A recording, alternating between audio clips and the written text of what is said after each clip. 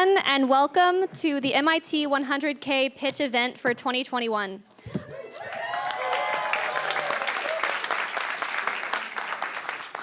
I'm Claire Beskin, and I'm one of the managing directors of the MIT 100K this year, along with Sam Lambert and Tierno Silla. We're incredibly excited to have you join us tonight, both here in person at MIT and on the live stream wherever you may be in the world. In October, about 140 teams applied to compete in tonight's event, and our network of external judges reviewed each application several times. Our judges come from a range of backgrounds in entrepreneurship, including experienced VC investors and startup founders. This evening, 15 finalists will present their pitches and answer questions from our panel of distinguished judges. They will compete for the grand prize of $5,000 and the Audience Choice Award of $2,000. Before we jump in, we want to thank everyone who's made tonight possible. First, we want to give a big shout out to our sponsors. We are incredibly grateful for their support, and without them, this competition would not be possible. They've continued to support us virtually over the past year and a half, and tonight for the first time in person since the COVID pandemic. In addition to their financial support, they've also provided judging, mentorship, and guidance to our competitors and to our team members. So to our platinum sponsor, Akamai, our gold sponsors, Wolf Greenfield, Goodwin, and Morgan Lewis, and our silver sponsor, Mince, thank you so much for everything you've done for the 100K competition.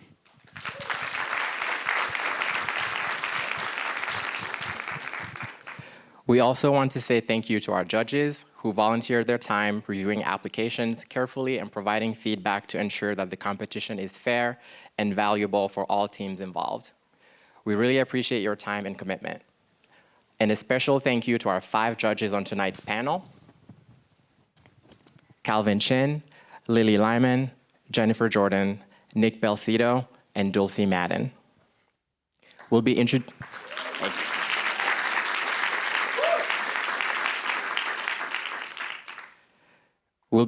the judges more fully after each of the first 5 pitches. Last but not least, we want to say thank you to the MIT 100K Organizing Committee. Our team members invested countless hours to ensure that the 100K is a success, and without them, none of this would be possible. We also want to recognize our audio and video production team here at MIT, which have been so helpful in enabling this hybrid event with both in-person and live stream options. In terms of logistics, we'll be hearing all 15 pitches in a row, so if you have to leave before the end, please wait to do so in between pitches so as not to disrupt the competitors. At the end of the 15 pitches, the judges will begin deliberations for the grand prize and will ask you, the audience, to vote for the Audience Choice Award. For those of us joining us in person, you'll find a QR code on the screen that you can scan to vote. And if you are joining us on the live stream, there's a button on the landing page that you can click on to access the voting form. Later this evening, while the judges are deliberating, we'll have the honor of hearing from Francesco Benedetti, who is CEO and co-founder of Osmosis, which won the $100,000 grand prize at our flagship event launch back in May. To all of our competitors tonight, we wish you the best of luck. And to our audience, thank you for joining us. Please sit back and enjoy the show. We'll now turn it over to our MCs for the evening, Leo and Apolline. Hi, everyone. What an exciting evening, and thank you, Claire, for the introduction. So let me now introduce my co-host, Apo, and if you have trouble saying her name, just call her Apple, like a small startup that unfortunately wasn't able to be with us tonight. Anyways, Apo is a Master of Finance student from France. Thank you so much for the intro. My partner in crime tonight here is Leo from the dynamic duo Apo and Leo. And he's also a Master of Finance from the country of... Drumroll. Red wine, cheese, and croissants. Of course. Thank you for the introduction. The MIT 100K competition started over 30 years ago when a group of students approached Ed Roberts with the idea of living the MIT motto of Mens et Manus to the fullest, and the idea of designing a startup competition. Ed loved the idea and quickly helped the students raise the sum of $10,000. But that was enough to spur an explosion of student interest and engagement that continues to this day. And through the generosity of some key long-term sponsors, the 10K became the 50K, and then a few years later, we got to the 100K that we have today. And today, the 100K is not simply a one-evening event, but it's a year-long competition that starts tonight with pitch, moves on to accelerate in the winter, and then we have in the spring launch, where finalists vie for the Robert P. Goldberg grand prize of, are you ready? $100,000. Ooh. We continue that legacy tonight with 15 teams who are bringing us the passion and drive by pitching their startup on this very stage. Tonight, each team will have 90 seconds to present their pitch, followed by 3 minutes of Q&A with our esteemed panel of judges. We thank each of our judges for contributing their valuable time and expertise to move the MIT entrepreneurial ecosystem forward. Thank you. This year, we had one of the greatest number of participants ever. This truly speaks to the thriving entrepreneurial mindset at MIT. Before we get started, let's give a round of applause to all the teams that participated in the competition this year. Woo! We look forward to hearing more from you in the future. And without further ado, let's get to the pitches. All right, great. So our first pitch comes from an MIT startup called 3D BioT. And this 3D biotherapeutics team has developed a 3D bioprinting platform to print live microcartilage. Take it away, 3D BioT.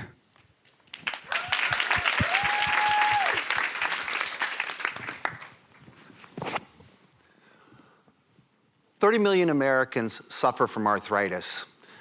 Joint cartilage damage can be caused by trauma or overuse, but either way, it can't repair itself. Think of this as little craters in the cartilage. Left untreated, these can grow and progress to arthritis. Ideally, they would repair themselves or be repaired with true articular cartilage, but current therapies don't allow this at this time. Standard treatment for this is arthroscopic microfracture, which replaces the area of damaged tissue with scar tissue, which doesn't behave like cartilage.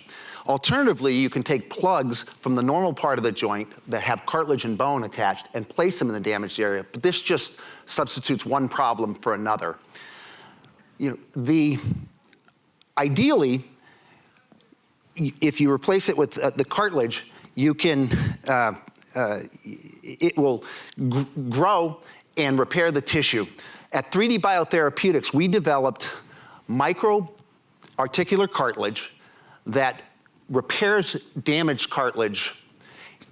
Our tissues are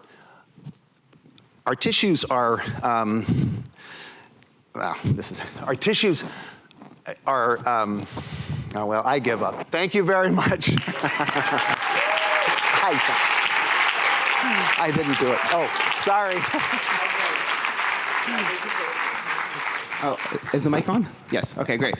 Thank you for being with us. And obviously, the role of going first is never easy. But anyways, thank you, 3D BioT, for kicking us off this evening. Now we'll take 3 minutes of questions and answers where the judges will be able to ask questions and dig deep into those startup ideas. So. There we go. All right, awesome. Thank you. So can you tell me a little bit about the regulatory market for this type of therapeutic, and if there's a predicate therapeutic, and then if so, what the FDA process and pricing might look like? Yeah, there is a predicate pathway. I think in 2011, a new thing was signed into law that was called minimally manipulated cell pathway for the FDA. And then there's been one process that's gone through it. And so we think that this will qualify for that. But I think one thing we're going to have to do is get an FDA consultant, because only one thing has gone through this pathway. And what does your team currently look like now? And then what do you think how is it going to change? Well, I was going to get into that. Our team currently is me. I'm an orthopedic surgeon with over 25 years research and clinical experience. And I have a teammate who's a cell biologist, who's an MD, PhD, who has over 15 years experience in the field and research. Excellent. And what does your IP currently look like? Our IP? Yep. We have a patent pending bioprinter that has that we developed ourselves, that has both a patent on the printer and the process for printing the microtissues. Okay, excellent. Does anyone else have a question? Yep. Is there a target joint that you start with first? Like, and where is that? And, you know, how easy? The target joint is the knee joint. It certainly has the most things. The lesion we're treating is something called osteochondritis dissecans. It generally happens in young people. And it's thought like the surface of the moon, that you can take that almost like a crater on the moon. And if left, so articular cartilage is a perfect gliding surface, right? It's 8 times less friction than flat ice on flat ice. So if you disrupt it with a little damage to it, then it can go on to progress to articular cartilage. The knee is the one where it has this the most. The hope here is that we can do this in children who get these osteochondritis dissecans lesions and prevent it from progressing onto cartilage. And then from there, can you go, is it applicable then later to adults and to other parts of the Yeah, well, one of market? the things Is it we the found in same our research strategy? is we can denude a condyle of an animal of all cartilage, and then we can put our microtissues on it, and it actually will recreate a new joint surface, almost like, I mean, some of us are old enough to remember tire retreads, so you can actually retread the cartilage, and so it has the potential down the road to be a biologic joint replacement. Okay. And this is a $10 billion a You year need to market. get there quickly, because I need this. Yeah, me too. All right, last question. How much of the stack is proprietary, the manufacturing process? sorry? How much of the stack is proprietary? So the manufacturing process is entirely proprietary. So what we can do is we use common substrates that are readily available and inexpensive. The average biologic now that really doesn't work, the charge for it, the insurance payment for it is $20,000 per surgery. Great. Thank you. All right, thank you. Great, thank you very much.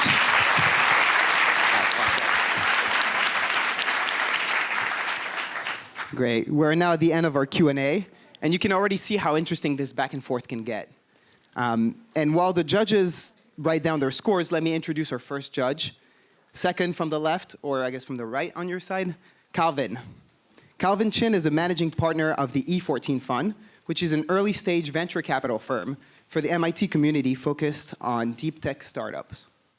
Prior to E14, Calvin was the founder and CEO of 2 companies, Transist, an incubator and investor in impact-driven tech startups in both China and the US, and Qifeng, China's first online student loan service, which was recognized by the World Economic Forum as a technology pioneer.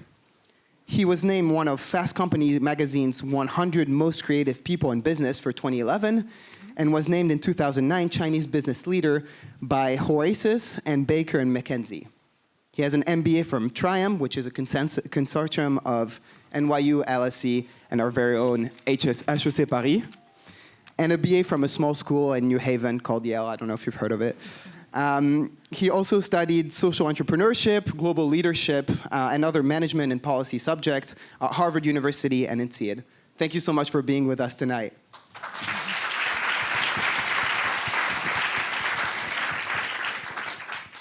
We'd now like to welcome our second team, Ariadna. Their vision is to improve quality of life for patients of serious disease by developing self-navigating drugs. Go for it, Ariadna.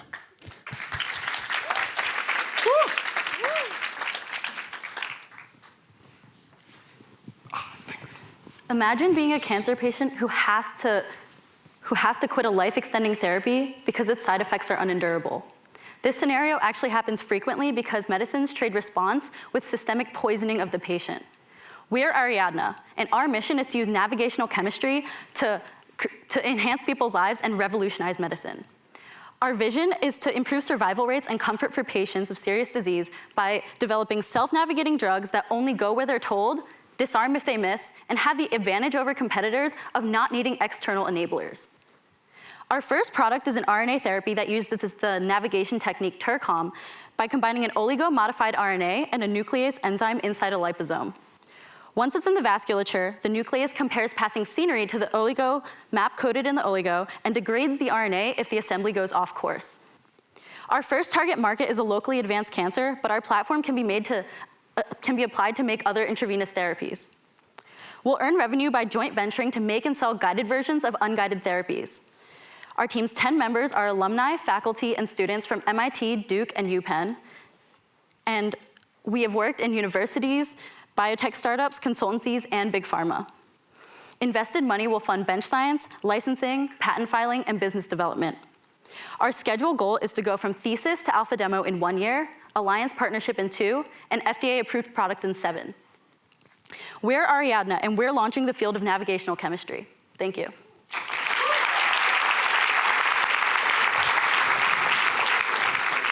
Thank you, Ariadna. Next. Thank you. Next, let's jump into our Q&A.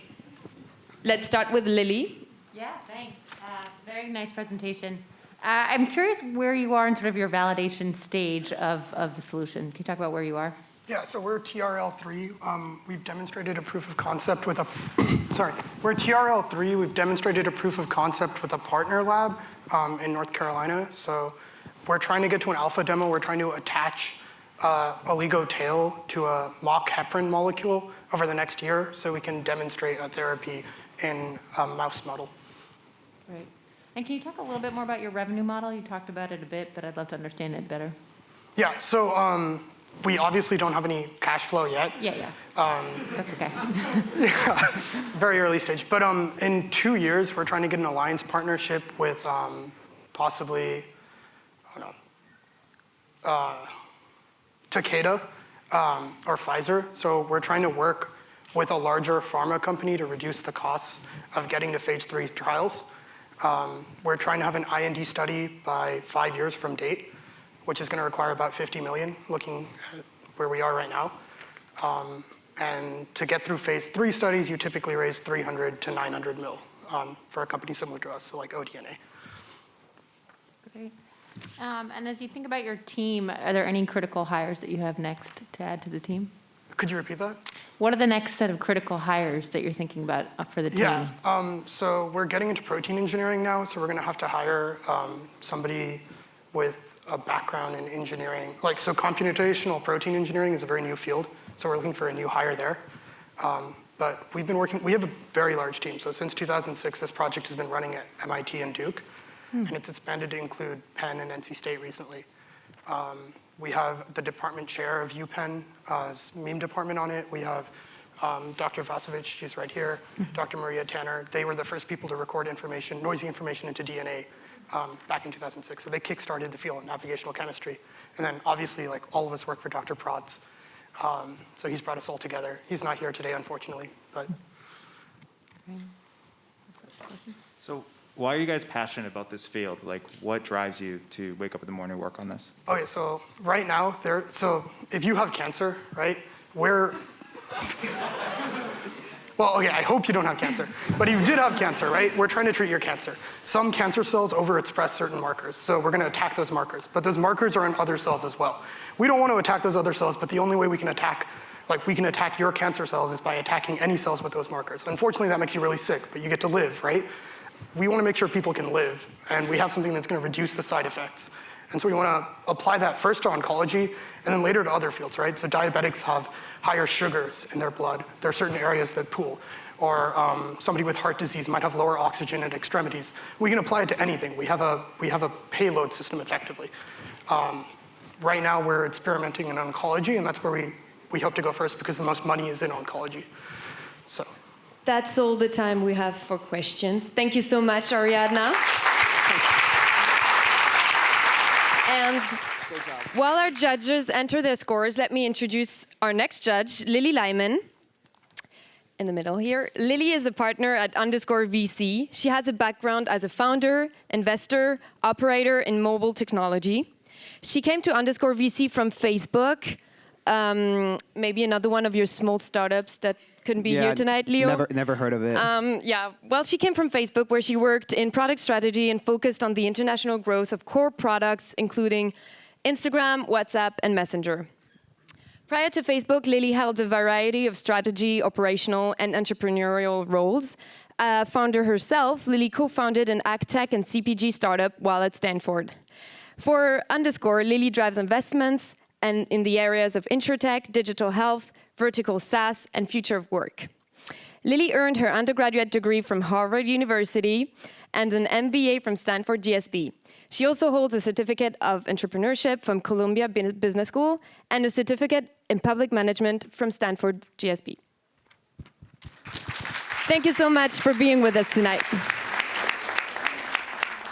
We're so grateful to have you, Lily. Thank you for being with us. Let's now welcome our third team, Athena. Their plan... Oh my God. I like the energy. Their plan is to harness the power of everyday devices to create a computing platform capable of immense computational capacity. Go ahead, Athena. Woo!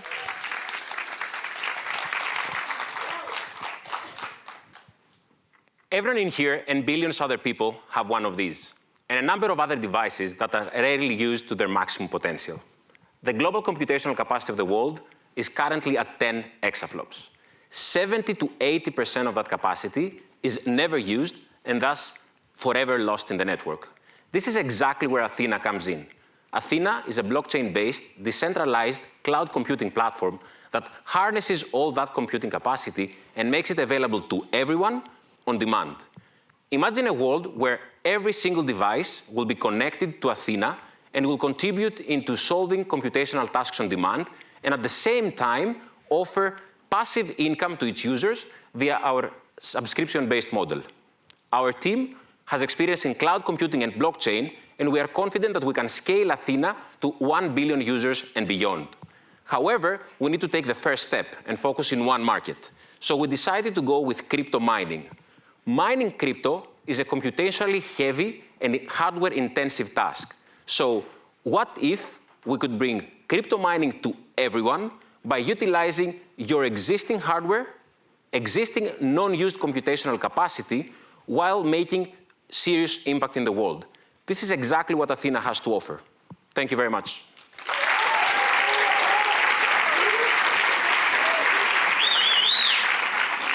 That's awesome. Thank you, Athena. And let's move now to Q&A with our first question from Calvin. Thanks, very, very good presentation. My first question, have you looked at the kind of the value proposition to the user? Obviously, most of us with these distributed supercomputing devices, we sweat, our battery life, we sweat maybe the data rate charges that might be necessary here. Like, have you looked at the kind of pluses and minuses? Yeah, we've evaluated basically different monetization models and what's the value-adding proposition for the user. Mm-hmm. So we've ended up into kind of a revenue share model, which basically, you will end up in like sharing your computational capacity on the network, and a portion of this computational capacity will be held for crypto mining. Out of this computational capacity that is used for crypto mining, we're going to get a share and then split that share basically with the user. So that decreases the barrier of entry for users, which was actually a problem in previous, like SETI at home as an example, mm-hmm. in previous usages of computational projects. And so distributed mining is an idea that other folks have looked at lower cost computing devices. What do you think of the competitive landscape for other projects? So actually, it's true. I mean, there are like TrueBit as an example, Elastic. These are some examples in blockchain that are competitors in this field. However, they're doing something different versus Athena. Athena will try to create a global mining pool rather than what TrueBit or Elastic is doing, which they're doing basically miners in single mining pools. So for us, that would actually decrease the computational capacity needs and thus elevate the payout to the user. And have you figured out a roadmap of which tokens you'd be mining? Yes, I mean, we're basically going to go for the top 10 that currently are like basically, like Bitcoin, Ethereum, Solana, like the big ones in the beginning. However, it's a good question because we will focus on like mid to low cap coins as well, which actually have a very big potential in terms of, like bringing back value to the user. Any other questions? Is there something in your technology approach that is enabling you to do this that others in the competitive landscape have not? Yeah. Very good question again. So basically, privacy is a huge issue within the space and also within cloud computing as well. So basically, we are investigating right now technologies that can offer us encryption-based privacy, like Dero as an example. This is a blockchain that we are investigating right now, or even writing our own blockchain that will be using homomorphic encryption to deliver that project. Is there also a regulatory question and/or like national security if it's a global framework approach? This is something we're investigating right now, so I don't have an answer for you on this, but we will look at this. You mentioned mining as the first application. Are there other applications you've identified? That Yeah, would be the next step exactly is going to be distributed gaming, basically. So gaming is a space that, it has very large growth potential and actually is one of the biggest growths right now as we speak in the industry. And it has people like users that are actually very receptive in new technologies. So that's why we're aiming for distributed gaming afterwards. Okay, that's great. A big round of applause.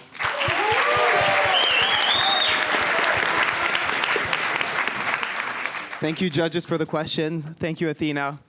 And I wish we could keep going all night with questions, but let's move on now. And while the judges enter their scores, let me introduce the next judge, Lily Lyman. So second from the left. Second from the left. Oh, sorry. You meant Jennifer, right? I definitely meant Jennifer. Jennifer Jordan. Jennifer currently serves as a managing director at Techstars for Barclays New York Accelerator and Female Founder First program. She has spent her career helping entrepreneurs and investors build valuable enterprises.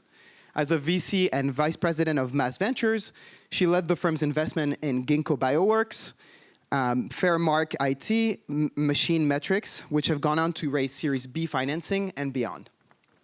Jennifer is dedicated to ensuring that female and diverse founders have access to the networks, advice, and capital they need to thrive. That women and diverse investors gain decision-making authority in VC to close the gap table, and that enterprises adopting AI to automate decisions benefit from its full potential because they have the data and tools available to make sure that everyone is represented. Big round of applause. Woo! Thank you so much for being here tonight, Jennifer. Thank you.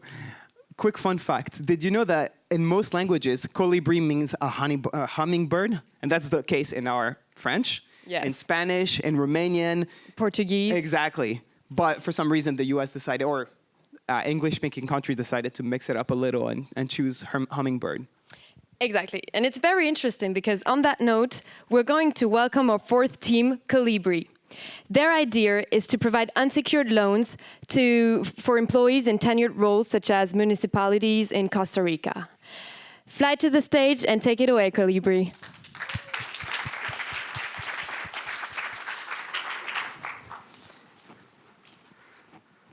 The concept of a credit score is in its infancy in many Latin American countries. So financial institutions require borrowers to pledge a house or a car to get access to any type of loan. This results in a time-consuming process that doesn't provide the money to the borrowers when they need it. So they reach out to their families or to loan sharks that charge a whopping 200% of interest per year or more. Recently, borrowers have been exposed to online lenders that provide unsecured consumer loans, and they're attracted to the ease of access to funds because they fill out a form with their basic details, and they get access to funds within 24 hours. The problem with these loans is, however, they're high risk. Our product is Calibri, a lending technology platform for unsecured loans. We target ideal consumer profiles and deduct their monthly loan payments directly from their payroll. Therefore, we can provide interest rates of around 35% per year, which is lower than current online lenders. We have selected employees of municipalities in Costa Rica as our beachhead market. They're an underserved segment, and many of these employees are protected from being fired, so their salaries are all but guaranteed.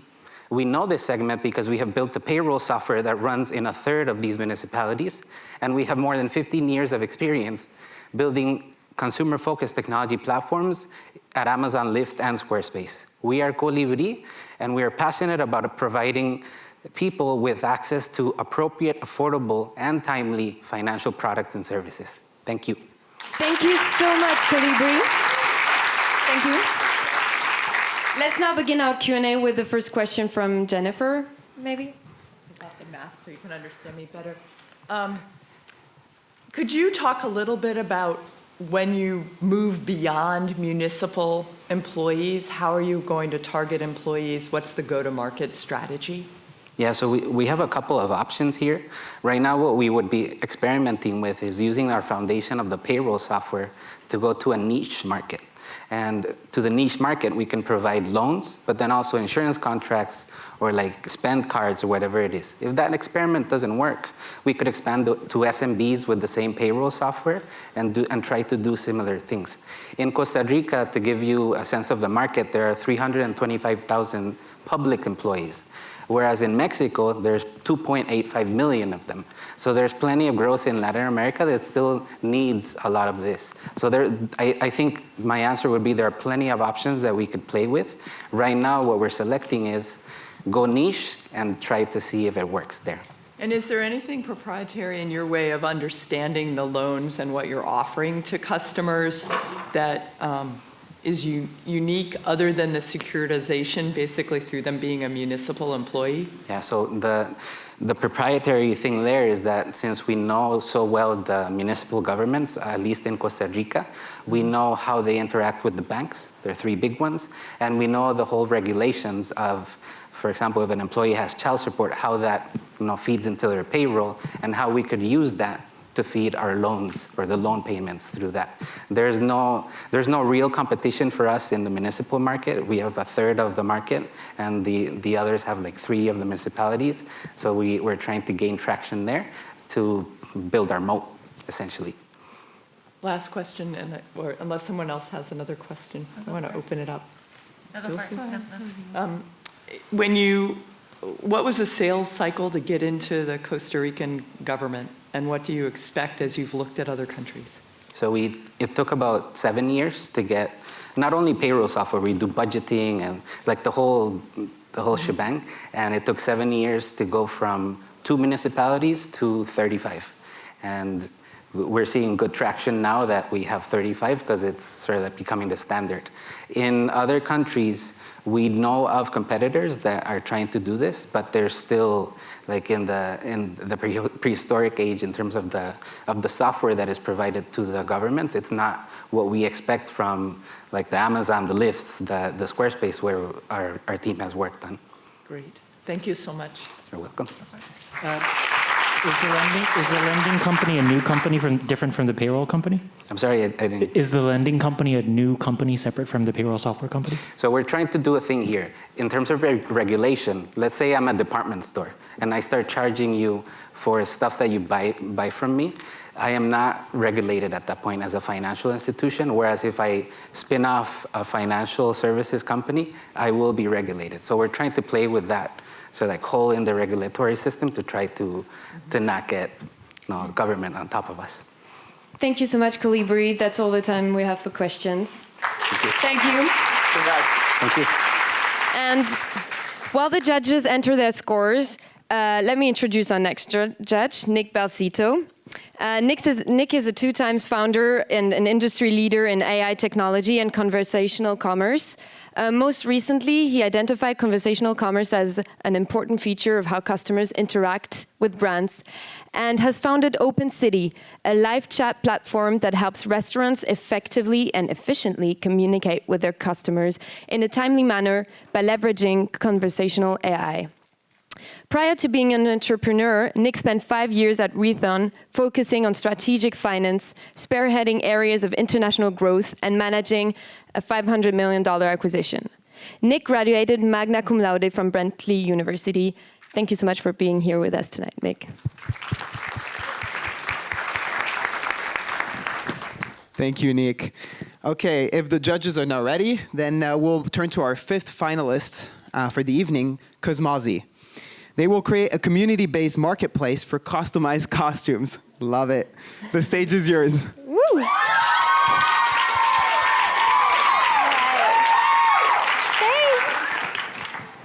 So you're probably all wondering what on earth I am wearing right now. And this is actually a custom costume made by one of the 60 makers on Cosmosie. Cosmosie is a custom costume platform that services the cosplay community.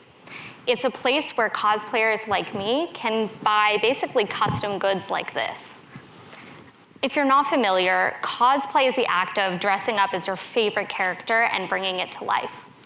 This is something that I'm definitely not alone in. Actually, cosplay is growing 15% year over year, And by the year 2030, we anticipate that just cosplay costumes will be worth $23 billion. So what's the problem here? Makers, like the lovely cast we have here, basically struggle to turn their passion into a business, and that's something they really want to do. It's because it's difficult to find customers, and it's difficult to understand how to work the back end. What we do at Cosmosie is solve both of those problems. We have a marketplace function as well as a back-end system. We, at this point, have 200 users on our platform after just 2 months of being active, and we have connected dozens of projects. Cosplay is not the end for us. We see a whole swath of custom costumes and just custom communities that really need this help and want to turn their passion into a job. Thank you.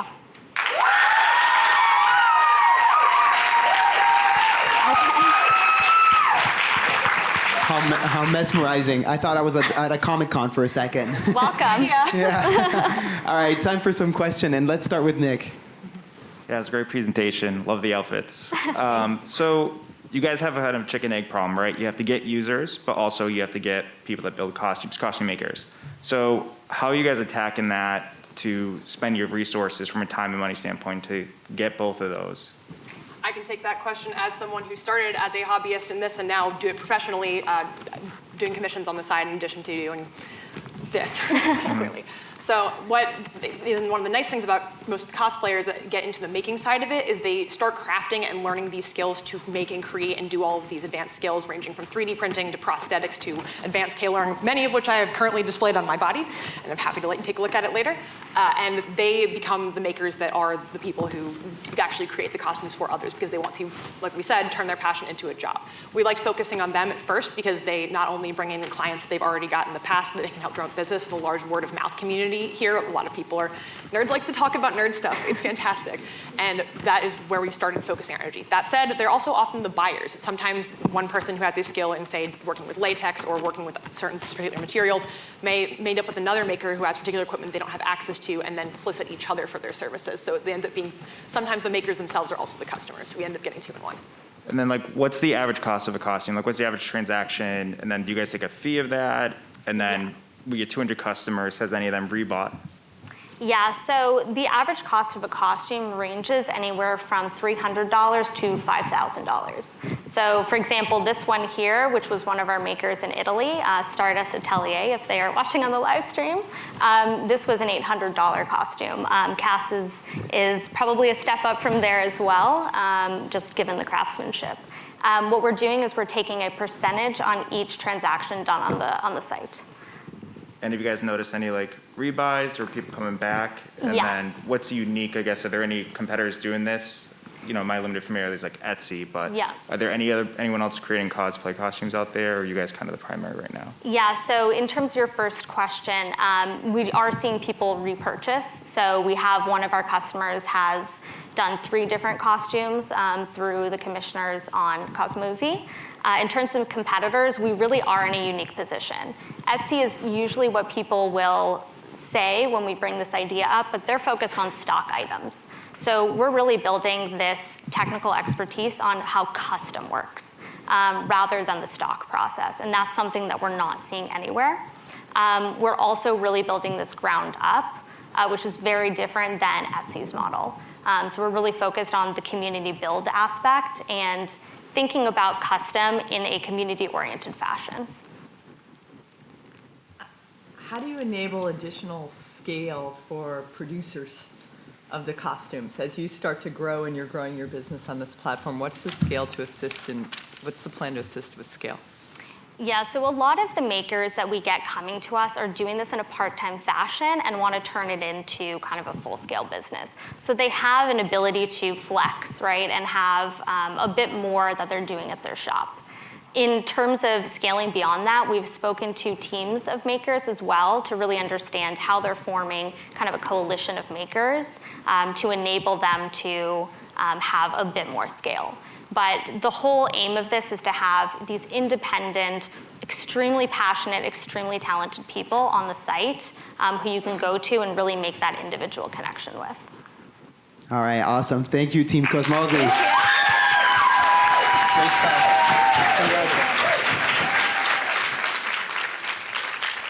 That was great. While the judges write down their scores, let me introduce our last judge. All the way at the end, Dulce Madden. Dulce is an operating partner and head of partnerships at The Engine, where she works closely with portfolio companies across a range of functions. Prior to joining The Engine, Dulce was a co-founder and CEO of Rest Devices, a startup that used sensors, hardware, and data-driven software to help families sleep better. You could really use that, don't you? I definitely could. Prior to Rest, she developed a scaled maternal and child health and women's livelihood development program in India. She has a BS in biology from Georgetown University, an MPH from across the river at Boston University, and she attended the MBA program from our very own MIT Sloan School of Management. Woo! Thank you for being with us. Thank you so much for being with us. And now I'm excited to welcome our sixth team, Demos. They developed an easy-to-use syringe that replaces expensive delivery methods for life-saving biologic drugs. For the demonstration, let's welcome Vishnu to the stage. Woo! Biologic drugs are a $200 billion market as they're the standard of care for a wide range of conditions, from cancer to MS. These drugs, especially the ones for cancer, are predominantly administered via intravenous infusions.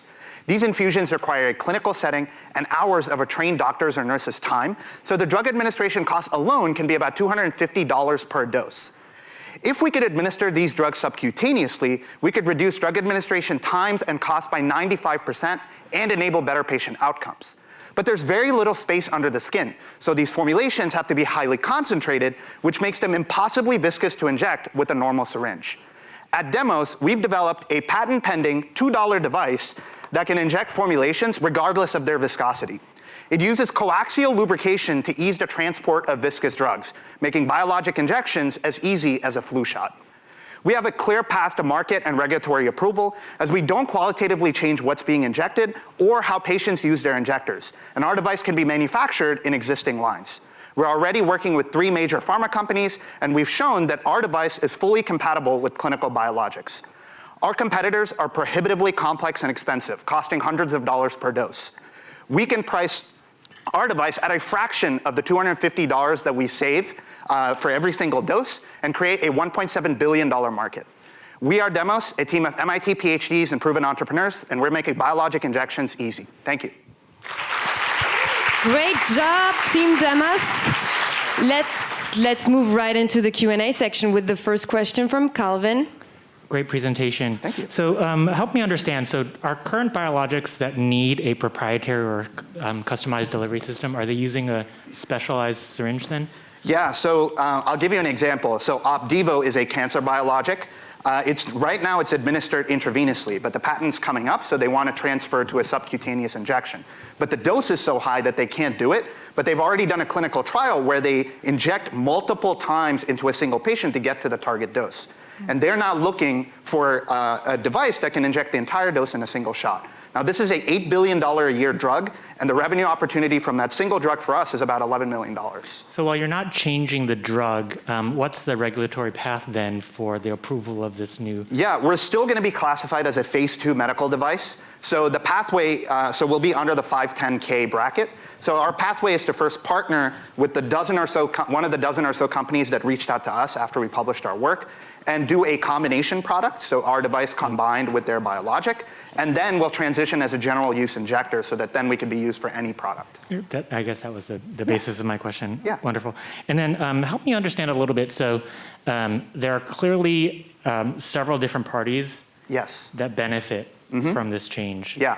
But unfortunately, sometimes when benefits are distributed amongst multiple stakeholders, it's harder to get a change in workflows, harder to get a change in a purchase decision. Yeah. How have you guys thought about that? Yeah, I'd like to expound on that just a bit. So for patients, we would cut down their injection times by 10x. For healthcare professionals, we would increase their throughput by 5x. Sure, but patients aren't making the decision Exactly. of the delivery methodology. Right? Exactly. So the people who are doing the delivery are the doctors in some cases, in the case of cancer.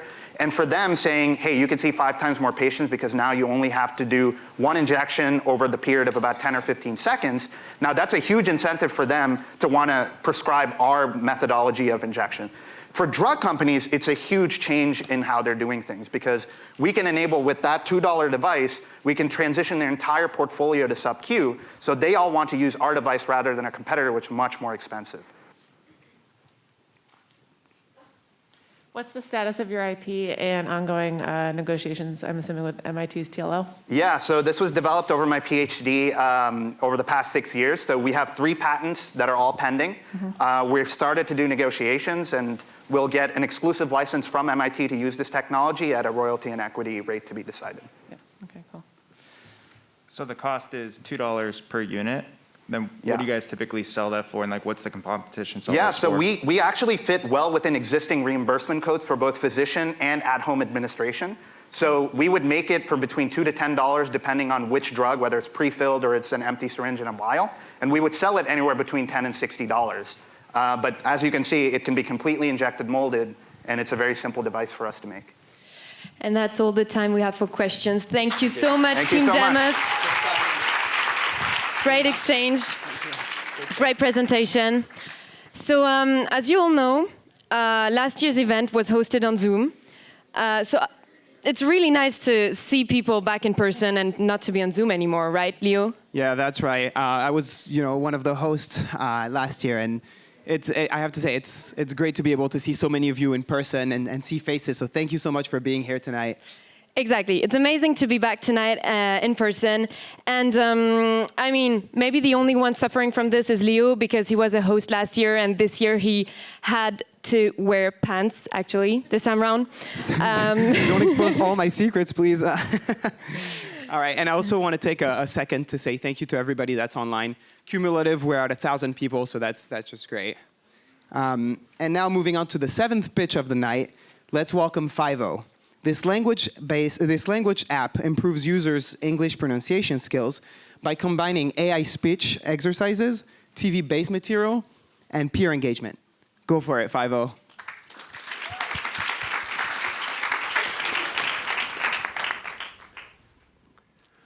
Right now, 1.5 billion people are learning English, but most of them don't feel confident to speak it because language programs shy away from a key component of speech, pronunciation. I experienced this myself, growing up in the tiny German village of Mühlingsen. And whenever I went abroad, I felt like I didn't belong. And it was only after living in 6 different countries and working in a theater company that I began feeling confident because I realized that when people say your English is good, what they really mean is your pronunciation is good. So how could I help others struggling like me? Our solution is Fivo, an app that acts as your own personal pronunciation coach. Fivo stands for Find Your Voice and helps English learners feel confident by dramatically improving pronunciation skills through a combination of AI-based speech exercises and movie-based immersive lessons. But what truly distinguishes us is personalization on a level that hasn't been done before.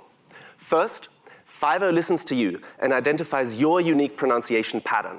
Next, we ask, who do you want to sound like? Fivo then generates a personalized set of phonetic exercises that allows you to dive into your favorite movie, learn to speak like your favorite star, and watch it in your own voice. We're a team of language experts with 18 years of experience, and we believe that beyond our beachhead of foreign students and the $45 billion ESL industry, we're onto something far deeper, and that is the industry of belonging. So vote for Fivo and find your voice.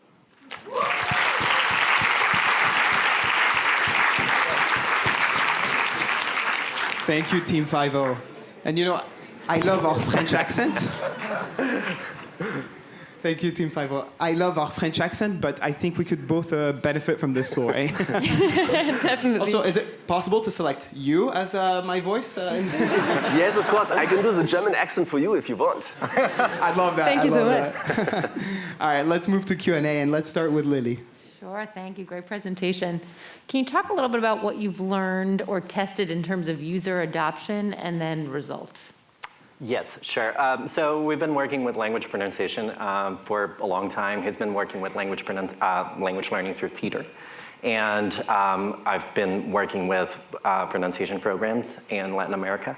And what we've been testing is like how the use of videos can create like truly immersive experiences where they feel confident to where they are when they are actually achieving their target vocabulary and target pronunciation. So how many users have tried the product, or Yeah, where so are you in your discovery? Yeah, so together we've actually we've worked with over 40,000 language learners in China and Latin America. And also, since we had the Fivo idea, which is actually early stage, we've been conducting primary market research and with professionals in the US that are foreigners who want to be able to like negotiate, and there's a huge link between pronunciation and confidence.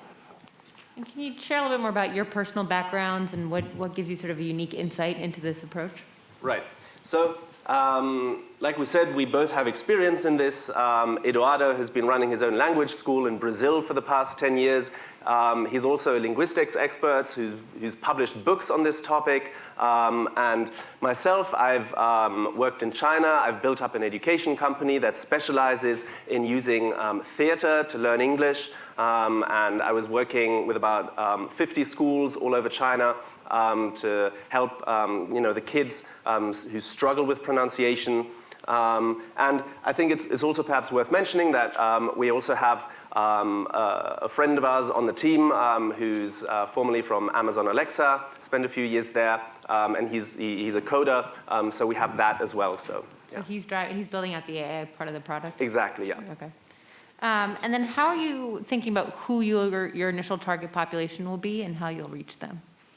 Right, so our initial target population, obviously there's this huge $45 billion ESL industry, and in order not to get lost, we want to focus in on this tiny population of about 1.1 million foreign students in the US. So they're looking for belonging, they're looking to improve their pronunciation in order to then get jobs, stay in the US later, yeah. And how are you thinking about your monetization approach? Right. So monetization would work through a subscription model, a bit like Duolingo, Netflix. You pay $10 a month. You can have the fun of Netflix and the effectivity of Duolingo. How are you accessing the film content? Right. Is it English focused only right now and eventually other languages? Of course. Eventually, we'd like it to be the entire world in the way that you can have any language you want, any movie you want, any pronunciation you want. Right now, we're focusing on English because it's by far the largest target market. And it seems a bit complicated at first, the whole licensing issue, but we've actually, last week we talked with the lawyers in that exact department at NBC, and turns out it's complex, but actually once you know how it's done, it's not that difficult. Great. All right. Thank you so much, Team Fivo. Great job, thank you. Thank you. And while the judges move into scoring, I'd like to address the complexity of putting such an event together. We have a team of over 50 students that all worked in the past months to put this event together, and we'd like to thank them. We have teams from competitor experience, events and operations, marketing, judging, sponsorship and finance, and VC partnership. So it's a big organization, a lot of work, and so we'd like to thank everybody who's participated into making this a reality tonight.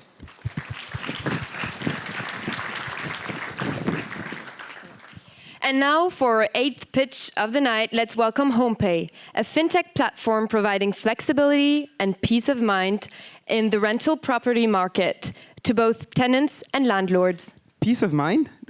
Do they do that for student loans too? Well, I don't know. Let's ask them.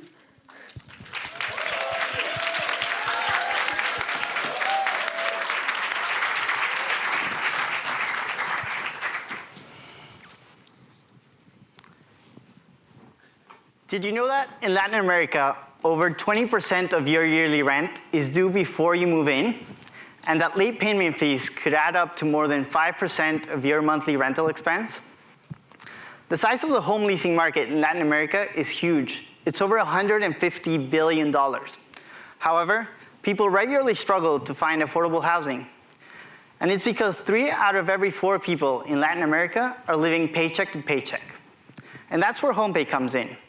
Homepay is a subscription-based fintech platform that allows tenants to pay rent and security deposit in weekly, stress-free installments. Unlike other alternatives, we provide flexible payment options, while at the same time, help users build credit scores on their biggest expense. The founding team is made up of Gabriel Mijares and myself, Carlos Rios, both of us with experience in Latin America's largest fintech companies. And Gabriel even has experience launching a fintech startup. We've both witnessed firsthand how technology can help drive financial inclusion, especially towards those in most need. With Homepay, our goal is to provide financial inclusion through affordable housing to Latin America's 650 million people. With Homepay, say goodbye to late rental payments and hello to your new home.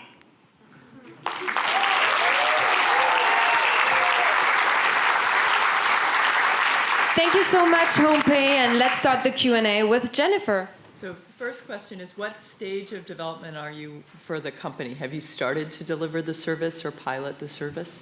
We're currently in beta testing mode. We have a waiting list of 200 users that we've created a landing page through Facebook and other social media channels to gauge the interest and measure the PMR. And also at the same time, we're currently building out the platform so that we can integrate with the rental management properties. And how are you planning to go to market? Are you going direct to renters, or are you going first to property managers and owners of rental property? Right now, I mean, to scale, we're partnering with rental property managers because obviously they're going to give us access to the tenants, and because we see this as a benefit for the landlords because they'll get payments on time, and with that we'll be able to scale and create a big user base and scale faster. And also we can explore the D2C alternative, but that's in the medium to long term. But right now, currently, we're doing a B2B2C model. Okay, 2 more questions and I'll turn it over. The first question is, in that effort to scale with property managers, what's the strategy in terms of go-to-market? Are you saturating one region or one city and then learning how to do it and expanding, or are you going across the board where there's interest? Yeah, I mean, right now obviously our market is all Latin America, 650 million people, but given we're both Mexicans, we have experience in Mexico. We're targeting Mexico, Mexico City specifically, Monterrey. Based upon our experience and our past work, we have local contacts with these property managers, and we're saturating these specific markets to test our... And the next question is, how do you get paid, and at what point do you get paid during the process? Like once... Yeah, I mean, as Carlos mentioned, it's a subscription-based platform where we receive a monthly fee from our users, which are the tenants, and we partner, again, we work with the tenants to provide flexible payment options, and by using open banking APIs, we're able to assess the creditworthiness of users and also be able to collect the payments on a weekly basis. Are you guaranteeing the leases, and if so, how are you doing that? No, I mean, currently the leases are under the tenants.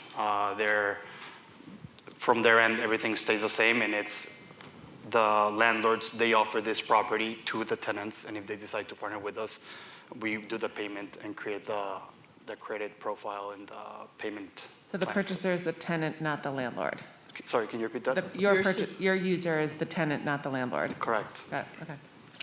And are you doing the underwriting yourself to assess the creditworthiness, and are you doing it in a particularly unique way? Yeah, we're using alternative data points, and again, by using open banking APIs, given with the fintech laws, both in Mexico that they passed earlier in a couple of years, and also in Brazil with their open banking projects that their first phase went live, we're leveraging this headwinds, these tailwinds to assess the creditworthiness of our user based on alternative data points that banks currently do not use.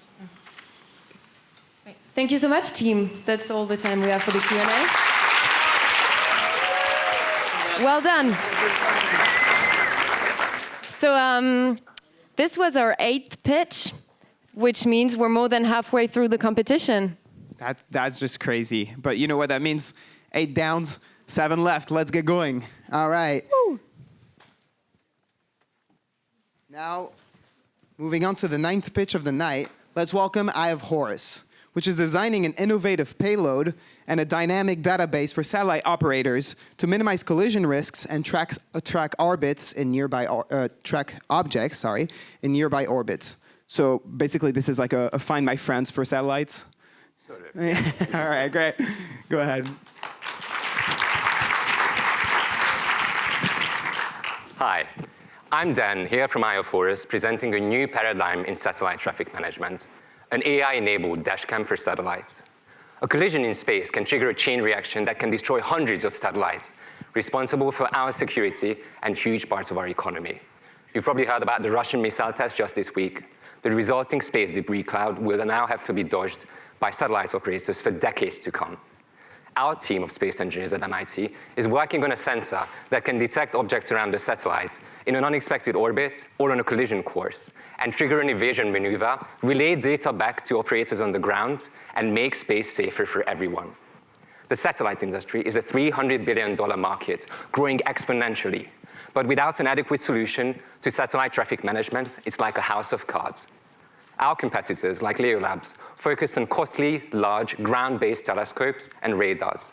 We offer an affordable satellite sensor that you can integrate to virtually any of the thousands of satellites launched each year. And the generated data can be sold in a subscription model. We ask you to join our mission to safeguard space. With $100,000, we can create the first working prototype by late 2022 and work towards our goal to equip an entire fleet of satellites by 2024. With no satellites, we have zero chance in our fight against climate change or offering internet to the last billion people who don't have it. With sensors from Eye of Horus, we can protect space and our future. Thank you. Thank you so much. Great job. All right, now moving on to Q&A, and let's start with a question from Nick. That's interesting. I was actually going to ask you about the anti-missile that they shot up, that anti-satellite missile. So in that vein, are you guys going after government satellites or commercial satellites? If I can take that question, I find it a super interesting question. A lot of people think about new space. So when you think about SpaceX, that's new space. Most of these companies function in a hybrid model. So for example, Hedron, which was a company founded here at MIT, actually now operates in a hybrid model. 50% of their customers roughly are government customers, and the rest are commercial. And I can only see this work in the same way for us. This payload would have huge benefits to defense purposes as well, and also to commercial satellites. So I would say both. So does the sensors have to be put on the satellites before they go into space, or do they get retrofitted after space, so only whatever satellites end up going up from now on can have the product? Yes, but the key here is that the data you sell is valuable for everyone else, well, for those who are orbiting already as well. And there's a network effect. The more of these packages or payloads you have, the more valuable the data becomes.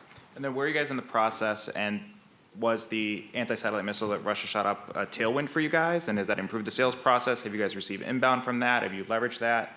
Yeah, so that's a really interesting question. This consists of a hardware part and a software part. Thomas and I separately both work on the software part. I would say Thomas takes the lead on that. I work on the actual payload part. We're developing that. I would say the software is a little bit more ahead. The optics require much more attention on the payload. Fundamental question. How many satellites are released a year into space right now? Historically, that number was in the hundreds, but the past few years, each year we see 1,000 new satellites launched each year, and that number is expected to grow exponentially due to a paradigm change in how we use space. Instead of having what a major US general calls juicy targets in space, we have proliferated mega constellations where now 1,000 satellites does what one large one used to do. Yeah. So experts predict that by 2030, we could have as many as 50,000 satellites. Right now, we have 4,000 working satellites. It's an order of magnitude growth. And the way you think about your model is a license plus a fee per sensor? Correct. So that's the revenue model. You sell the package to satellite operators, and then you sell the data to them and to others as well. Can you talk a little bit about the expertise on your team and what your backgrounds are? I'd love to. So I'm a space systems engineer with about 5 to 10 years of experience in space manufacturing and space systems design. Thomas, do you want to say? Thomas is a space policy expert. He wouldn't say that, I think, like this proudly, but I would say that, yeah. Sure. So I have a background in space security analysis. I spent time in Washington, D.C. at a national security think tank, the Center for Strategic and International Studies, advising NASA and DoD officials on space situational awareness, the culture of dodging satellites from one another. Here at MIT, I'm a third-year PhD student and NSF graduate research fellow. And we're both in the Department of Aeronautics and Astronautics, and I focus on astrodynamics, the study of space object motion around the Earth. All right. Thank you. Great. Thank you, Team Ayaforis. Thank you so much. Okay, and now while the judges do their scoring, Leo is going to tell you a bit more about the rules that all participants had to comply with to apply to the pitch competition. That's right. So there are rules. The first one is at least one member of the team has to be a part of MIT. The second one has to do with funding thresholds. So teams must not have accepted any equity funding for the idea being presented. In addition to that, they must also not have accepted non-equity external funding in excess of $100,000. And then these thresholds are adjusted for the two next following competitions, which are Accelerate and Launch. Great. And now on to competitor number 10. Let's welcome Motion, an IoT system for wheelchair users and bedridden people that helps prevent pressure ulcers. Let's hear from the team.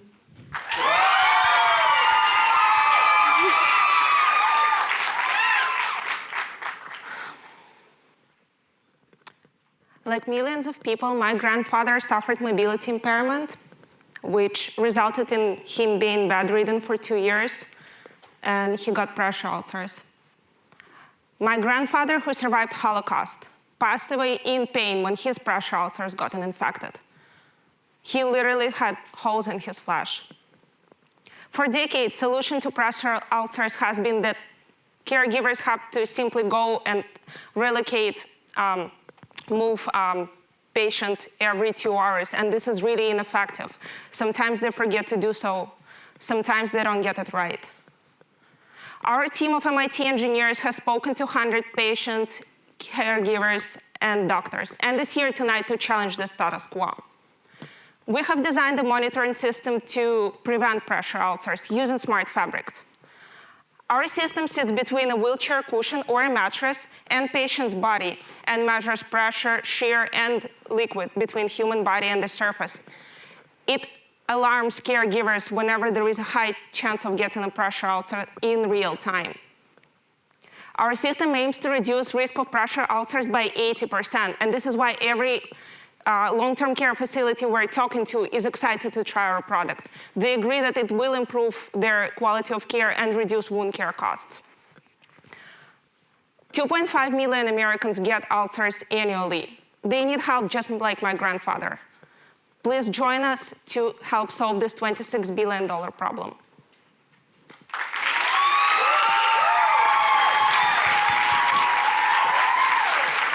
Thank you so much, Motion. And now let's put the Q&A in motion with our first question from Dulce. Wow, you guys are killing it tonight. Okay, thank you so much. Can you talk a little bit about the regulatory framework for this product? Yeah, so we are not a medical device. We're actually a wellness device. So it depends on the type of claims that we make, but we're working with regulatory consultants right now to make sure that we don't have to go with FDA approvals. And what do you think your go-to-market strategy would be then? So what we're doing right now is we're working really closely with long-term care facilities to make sure they're part of the design process, so they feel invested in this, like they feel like they're part of innovation. So it's really easy to sell to them because once they think they designed something themselves, they really want to try it. And have they given you any information about their willingness to pay or pricing? Yeah, they're signing up for trials right now, which they're already investing time. So after that, they're saying that they're really willing to try it on the lease model, which they're really familiar with. But have they specified a dollar value? Yeah, so $60 a month per device, which works really well with our current COGS. And when you're thinking about sort of the informational framework, would you be providing the data about the device just within the nursing home or long-term care facility, or would you be providing it to family or people outside the facility to monitor as well? So we're planning to start with just facilities, but we're open to explore it further and see if families and beloved ones are also interested in seeing whether, let's say, your grandma is in a nursing home and you want to see if she's being well taken care of. Then I think we could open it up for a possibility of you also seeing that data. And then the last question, what are you thinking for the user interface for the people working at the care facility? Yeah, so that's a very interesting question. In a lot of long-term care facilities they're still using those old Nokias. So we have to be really careful in designing our interface. We actually have our designer Hannah here with us, and it's going to be really basic because we just want to make sure we're fitting their needs and the tools that they have in place to make sure it works for them. Great. Can you talk a little bit about the team and your backgrounds and sort of why you specialize in this? Yeah, so we are a team of 3 currently. All of us are integrated design and management students. One of us has background in mechanical engineering and designing robots, and his name is on a lot of patents for iRobot. We have a very strong designer, and I'm responsible for business. We also were able to land really, really good advisors in this space who've been researching pressure ulcers for their entire life, so they're also really invested. And so we can actually develop models which can predict whether pressure ulcer is going to happen or not. Great. Thank you, Motion. We're out of time for Q&A. Thank you so much.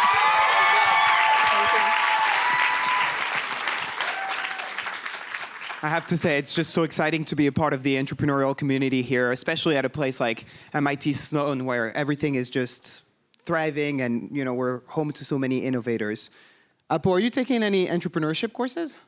Yeah, actually I am. I'm taking the Entrepreneurship Lab class, which is super interesting, and our professors have brought very cool startups for us to work with.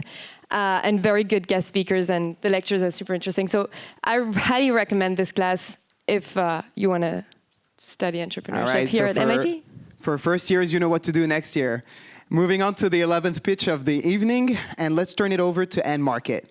They will develop a B2B e-commerce platform in Thailand for millions of SMEs across industries. Go ahead, N-Market.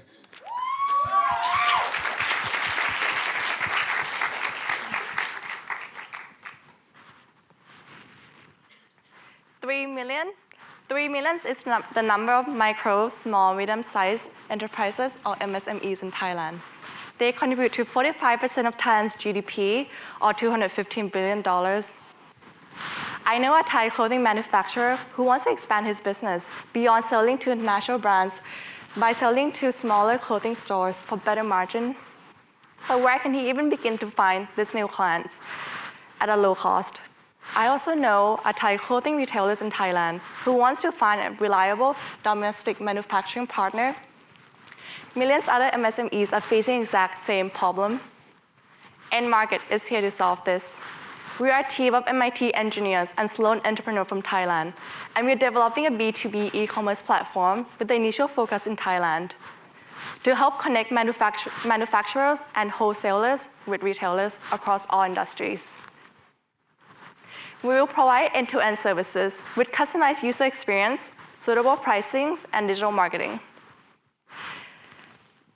We are partnering with the largest bank in Thailand to help us connect with a network of SMEs and financial services. We will also help find the best partner for them with our AI-enabled business matching algorithm. And we are N-Market, and it's our vision to help unlock growth for SMEs. Thank you. Thank you. Thank you, Team N-Market. And now let's move to Q&A, and let's start with Jennifer. Great idea. I'm very interested in where you start first as you do this market. What sector and who do you target first? on the platform? So given the current COVID-19 trend in Thailand, and we think we're going to start with health and beauty products first. We will use our network of our bank partner to target which manufacturers and which retailer we want to target first, and kind of help match them manually first and get them to sign up on the platform. And we think health and beauty products have a lot of potential given people are very health concerned right now. And it's also a very recurring revenue because everyone need to keep on buying those health and beauty products. Okay. And on the retailer side, what do you offer them? Do you build product for them first, or do you build product on the supply side? So we'll definitely do it, work on it at the same time, because like you said, it's chicken and egg problem, right? We need to have buyer and seller at the same time, so we will definitely get both of them to sign up. And why buyers would want to use our platform is that it's easier for them to find manufacturer or their business partner easily. Currently in Thailand, there's no such B2B platform that will help connect them together. There's only two platforms, which is one called thaitrade.com. It's only help with exporting if you want to export to other countries, and that's no platform for domestic. Another one called Office Mate, so it's more for office supplies. So if you are an office and you want to buy some office supplies, so you go to this website, but that's nothing for you to sell to retailer, or if you want to keep on selling to other people, there's no such thing. Okay. Last question. Do you need to build the point of sale system first for the retailer, or do you just build the inventory type system, the ordering system? Yeah, currently we will definitely do a platform with the inventory management system first, and eventually when we want to expand more, we will definitely do POS, because it's also a needed point in Thailand. Most people do it by writing or just on hand, and that creates a lot of pain point for them. Okay. How are you planning to monetize? So currently, definitely marketing as always. So if they follow sellers, if they want to have their product show first on the platform, then definitely marketing. And we are looking to explore either subscription-based model or transaction fee. So we're still in the process. And then can you talk a little bit, you mentioned you had a partnership. Is that on the supply side or the retail side? And then are the products you're selling health and beauty, are they off-the-shelf products, or are they buying something custom with their name on it? Talk to me a little bit about that. All right, so we're actually partnering with the largest bank in Thailand, so they have a lot of network of SMEs. So we definitely use that to leverage our user in the beginning. And on the product side, they can definitely do both. If you want to do customized, or if you want to do more the stuff that you want to have on the website. Great. Thank you, team and market. Thank you. So most of you know about the Martin Trust Center, maybe because of free coffee, maybe not, who knows. But have you heard of the Innovation HQ that opened this year? Tell us more about it, please. Right, so it's a super cool place right next to Site 4. Best housing on campus, where they organize events such as Ideas, Chat, and Chew, which is actually happening tomorrow at 2 p.m. So definitely go check them out. Exactly. And now on to the 12th pitch of the night. We'll be hearing from Oasis. Oasis connects unpaid American caregivers via a virtual support group platform. Take it away. Good luck. 53 million Americans provided unpaid care to a family member, such as caring for a spouse with Parkinson's. It should be one of the most rewarding things one can do. So how come they tell us that they're exhausted, frustrated, lonely? How come they break down crying during our customer interviews? It's because they lack a support system to care for their own mental well-being. Friends and family don't understand, and when they find a support group, they're often inaccessible, too infrequent, and not targeted to their own situation. And that's where Oasis comes in, a caregiver support group platform that is virtual, on demand, and personalized. Each caregiver gets matched with 4 others in the exact same caregiving situation, so they could form this intimate support group to help one another. And we'll offer this platform as an employee benefit to employers, because over 3/4 of employers now recognize the increasing need to care for their employees who are also caregivers. So COVID has exacerbated the need and the mental health struggles for family caregivers. And with Oasis, we can finally offer the emotional support that they need to care for both their loved ones and themselves. Thank you. Thank you so much, Oasis. And now for the Q&A, we'll hear our first question from Lily. Sure, thanks. Can you talk a little bit about what you've done to date to validate this pain point on the caregiver side and also to validate the interest on the employer benefit side? Yeah, absolutely. So we're currently approaching this go-to-market strategy in terms of 2 phases. First one is this direct-to-consumer testing phase that we're in right now, and then phase 2 is what we describe as the employer benefit model. In terms of phase 1, we've been running a few different rapid experimentations. For example, just last week, we launched a series of Facebook ads with what we believe to be the correct articulation of the value prop. And we actually got a 6% click-through rate compared to Facebook ad average click-through rate of 0.9%. So that is a really great indication to us that we're onto something. So once we validate the end user need, then we can go on to the future employer needs. And can you talk a little bit about the competitive landscape? You mentioned some shortcomings, but I'm curious how you validated that, both with up-and-coming startups, but also incumbents like Facebook community groups. Yeah, so I'm happy to take that one. So in terms of the competitive landscape, there are a number of companies focusing more on the care recipient than the caregiver. Among the companies that are focusing on the caregiver, they tend to focus more on the logistics of caregiving versus the mental health side. Where we do see a lot of support groups and communities and counseling is through nonprofits and government organizations. However, as Brian mentioned, a lot of these offerings are not targeted to caregivers' needs. They're hard to access. So what we're trying to build is something that is much more customized to both their needs as a caregiver as well as their preferences. So some caregivers want to be able to meet at 11 o'clock at night, because that's when they have the time. And some caregivers want to be connected to other people in their geographic area because they're looking for advice and experience sharing and that sort of thing. So that's sort of how we're thinking about it. Have you thought about the cold start problem? Like this kind of precision matching will be challenging when the community is small. Yeah, absolutely. So what we're trying to do from sort of an economic buyer perspective is target a set of 40 companies that we know have already invested significantly in caregiver benefits. So that's sort of our beachhead market that we're hoping we'll be able to do a couple of pilots with them. And these are very large companies. They're companies like Microsoft, Intel, NBC Universal.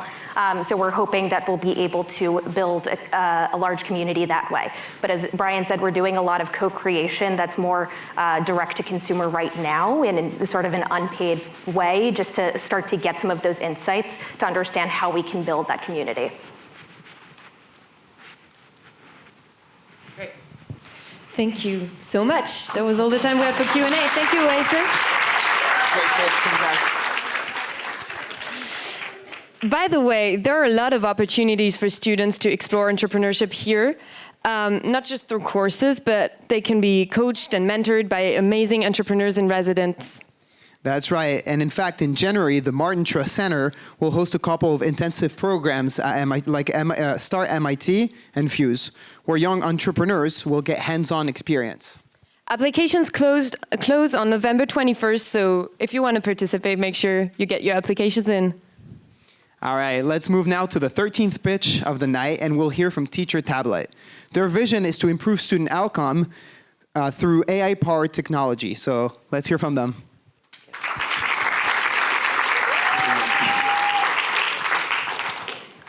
The K-12 education system here in the US routinely underserves and fails its students by not preparing them for college and career. Over 60% of students are not proficient in English, math, or science.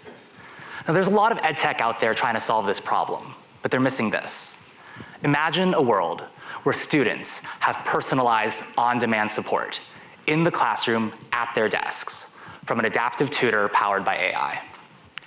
Imagine if student number 30 can get the help she needs for her specific class and specific curriculum, while student number 10 is being helped by the teacher, and student number 11, and student number 12. Imagine all the learning that could occur and the improved student outcomes that we could achieve. That's our vision at Teacher Tablet. Our business model is simple. School districts and philanthropists will pay for improved student outcomes because that's their mission. In fact, they already do this through digital curriculum and other technological supports. Importantly, teachers will use Teacher Tablet because it's designed with their daily routines in mind. And then it's different from the competition, again, because it's providing specific curriculum support for a given school, unlike programs like Khan Academy. Our business is also scalable. Assuming we charge schools just 0.2% of their budget, with 50 million public school students in America, that's a 1 billion TAM that we can grow into. And we can use 100K funding to build a prototype, secure a pilot partner, and grow to 100,000 of ARR with just 5 paying customers.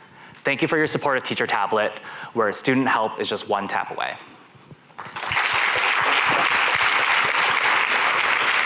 Thank you. And considering the amount of time that my younger brother spends on his tablet, I sure hope that some of it one day will be spent on an app like that. So that's great. Let's move on to Q&A. So the name of the company is very evocative of what the product might be, but could you say a little bit more specifically of what you're envisioning? Like, what's the user experience here, both from an educator and a student perspective? Yeah, absolutely. So I'll start from the student perspective. What would be novel would be advanced AI that I hope to acquire with a co-founder, ideally a technical co-founder here at MIT, and we can talk about the team later. But ultimately, the user face is intended to be radically simple and also very controlled. There's technologies out there that we want to leverage best practices, like Hapara, for example, that don't allow students to go off task. And that's the key, right? So you're a student, and right now, let's say you're using pen and paper, which is a very likely mode post-COVID based on interviews that I've conducted. You're working on a packet, and you need help. You have a couple options. You can either sit there and do nothing, you can raise your hand and wait for the teacher to make his or her way around the room, or if you have Teacher Tablet, you've got something right next to you. So it's literally a tablet It device? would actually be a tablet, yeah. And again, making it radically simple for students to get targeted help they need, again, leveraging best practices in the form of scaffolded hints and eventually free-form questions that can be addressed by AI. And then as you roll out to different school districts, I suppose, do you ingest all that data to do the adaptive tutoring then? Like, tell me a little bit about the deployment flow that you'd imagine with customers.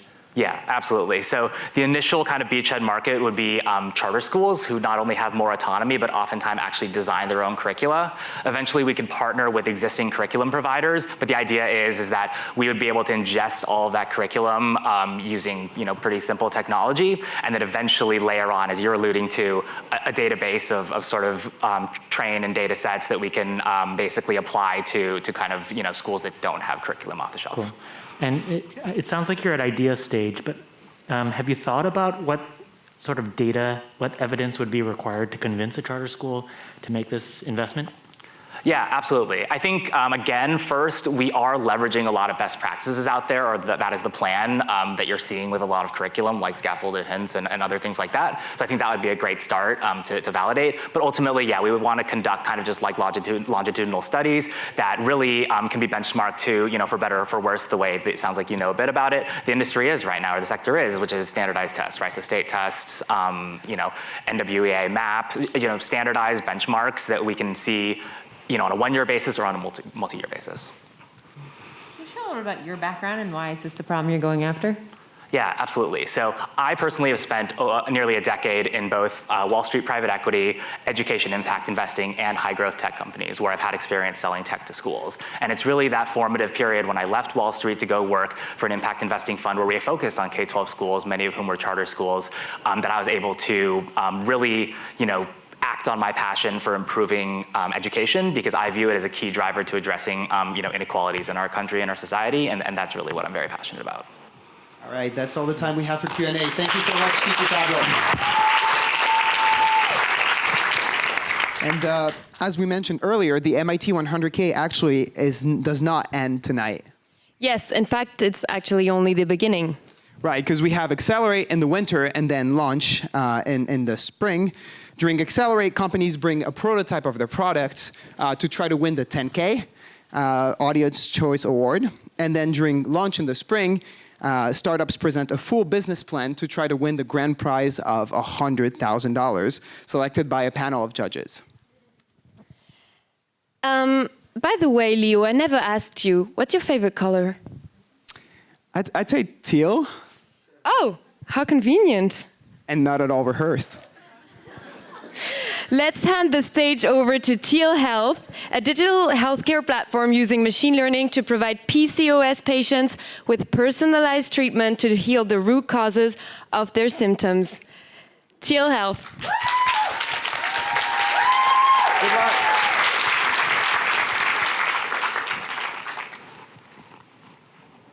Fatigue, anxiety, inflammation, just a few symptoms of my polycystic ovary syndrome I've dealt with alone for the last 17 years. Multiple doctors and the repeated lose weight and take birth control. I felt alone, but PCOS is the leading endocrine disorder among biological females, impacting up to 1 in 5. 1 in 5. Traditional care is one size fits all. It bandages individual symptoms, leaving 84% of patients unsatisfied with care. So we join online communities, we visit holistic healthcare providers, we seek ways to patch together solutions to regrow our hair, to reduce the diabetes risk, to conceive a child, spending up to $750 per hour for effective care. It shouldn't be this difficult, and it shouldn't be this costly. That's why we're creating Teal Health, a direct-to-consumer subscription-based app that helps patients to get the effective care they need more affordably. We're using machine learning to combine patient data with provider expertise to personalize care plans. These plans guide patients on the nutrition, exercise, and stress management choices that promote long-term relief. Our female-founded team invites you to join us as we empower your sisters, friends, partners to take control of their bodies and lives. Today, PCOS, tomorrow, all female chronic conditions.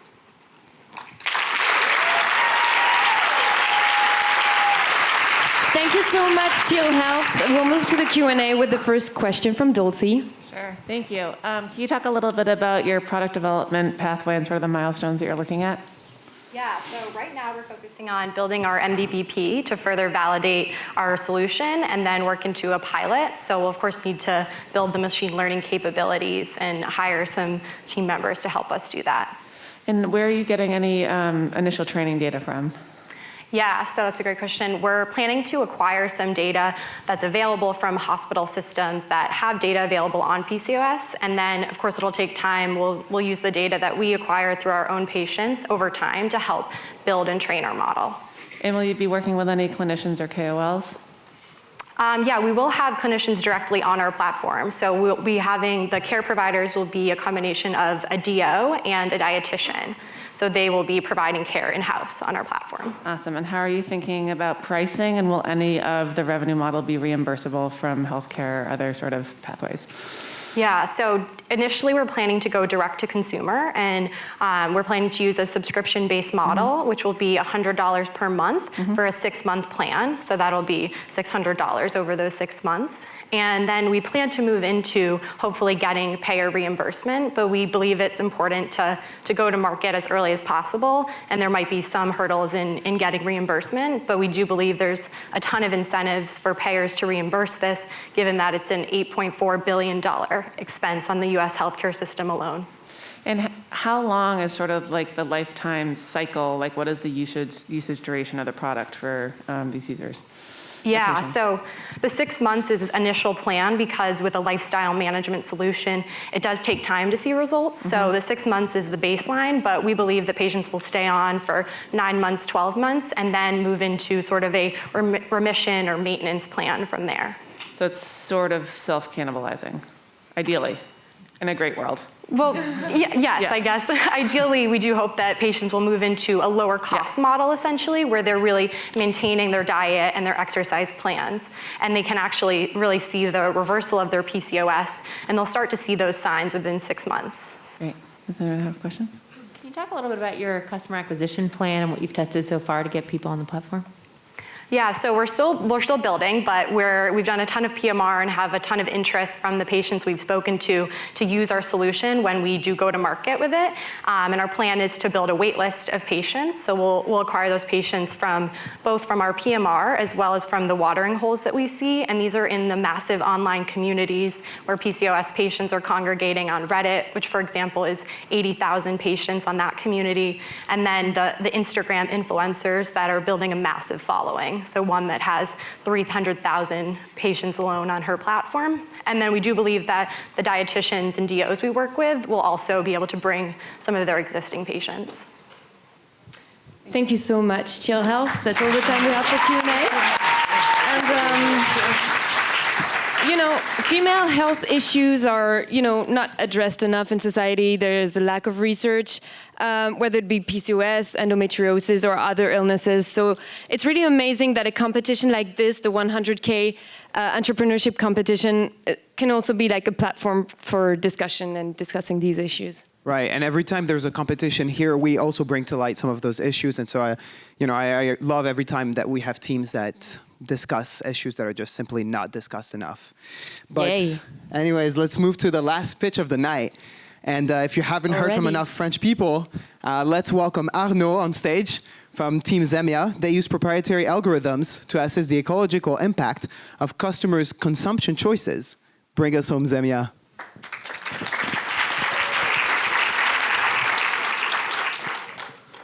Over the last decade, the need for consumers to know the ecological impact of their choices has increased drastically. The sustainable market product is about $150 billion in 2021. More than 70% of consumers consider themselves as green-friendly. However, only half of them actually buy eco-friendly product because of a lack of incentive to change their habits. At Zemia, we tackle this issue directly by using our proprietary algorithm to track and score product based on their ecological impact. Product composition, packaging, origin, everything is taken into account. It is then as simple as scanning a product barcode on Zemia's application to get its footprint. So we then propose alternatives that are greener and sponsored without problems for the environment. We also offer direct cashback from our partner companies. When you make a purchase, we then get a small commission that we share back with you. These companies are carefully handpicked so that their values match our ecological criteria. On their side, these companies are able to advertise that they face the problematic of climate change issues. We know that this strategy can scale well with the help of our skilled team, and then we need your support to help us grow greener.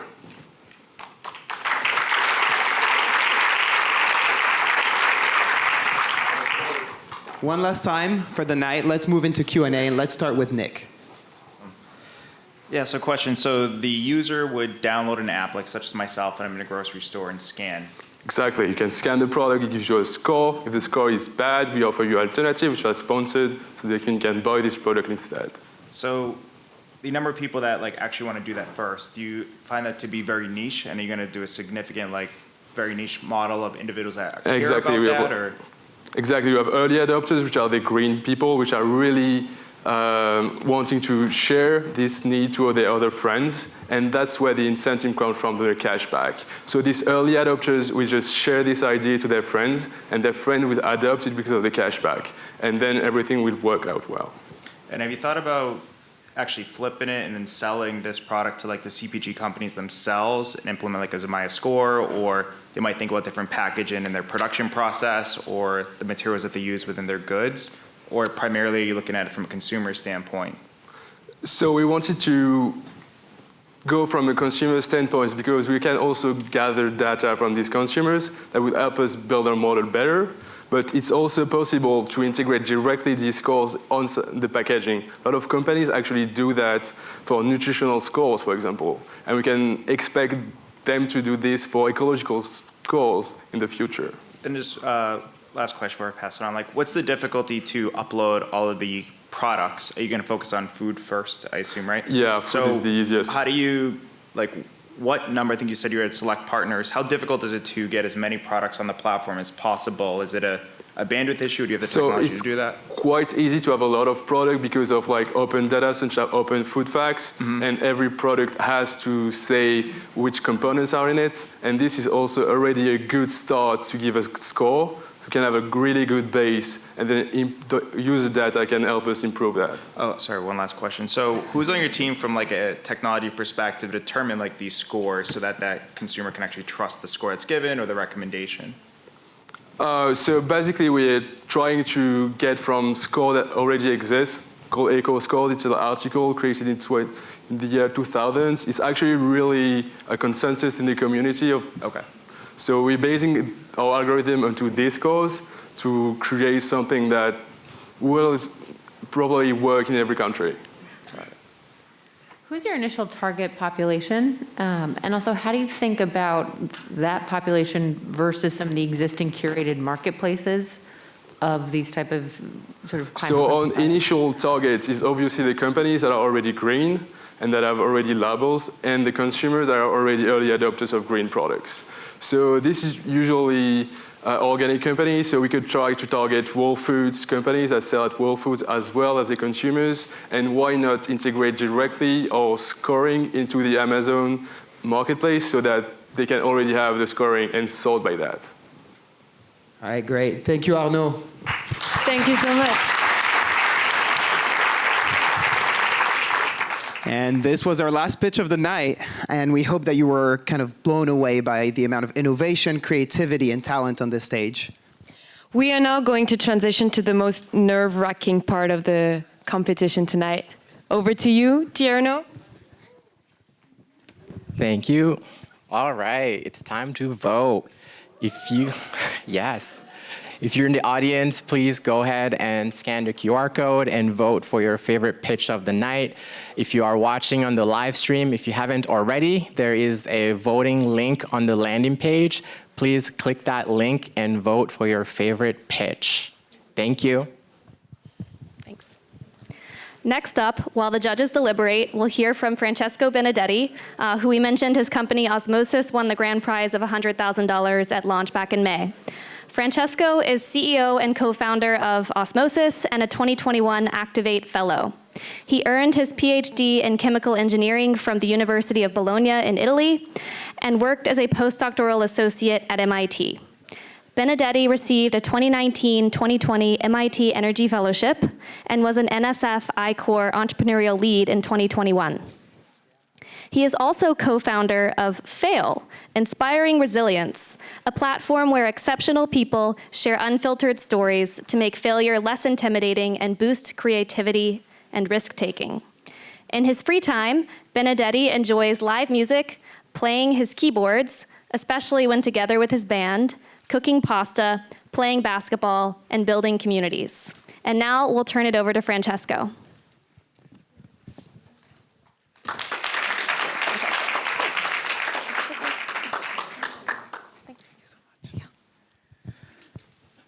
Wow, this feels and looks very different than Zoom, and I know because like Osmosis started, grew, and everything happened for us online, including the whole MIT 100K thing. And I actually just got a comment in the backstage before that was probably the easiest MIT 100K to win because it happened in the comfort of your home.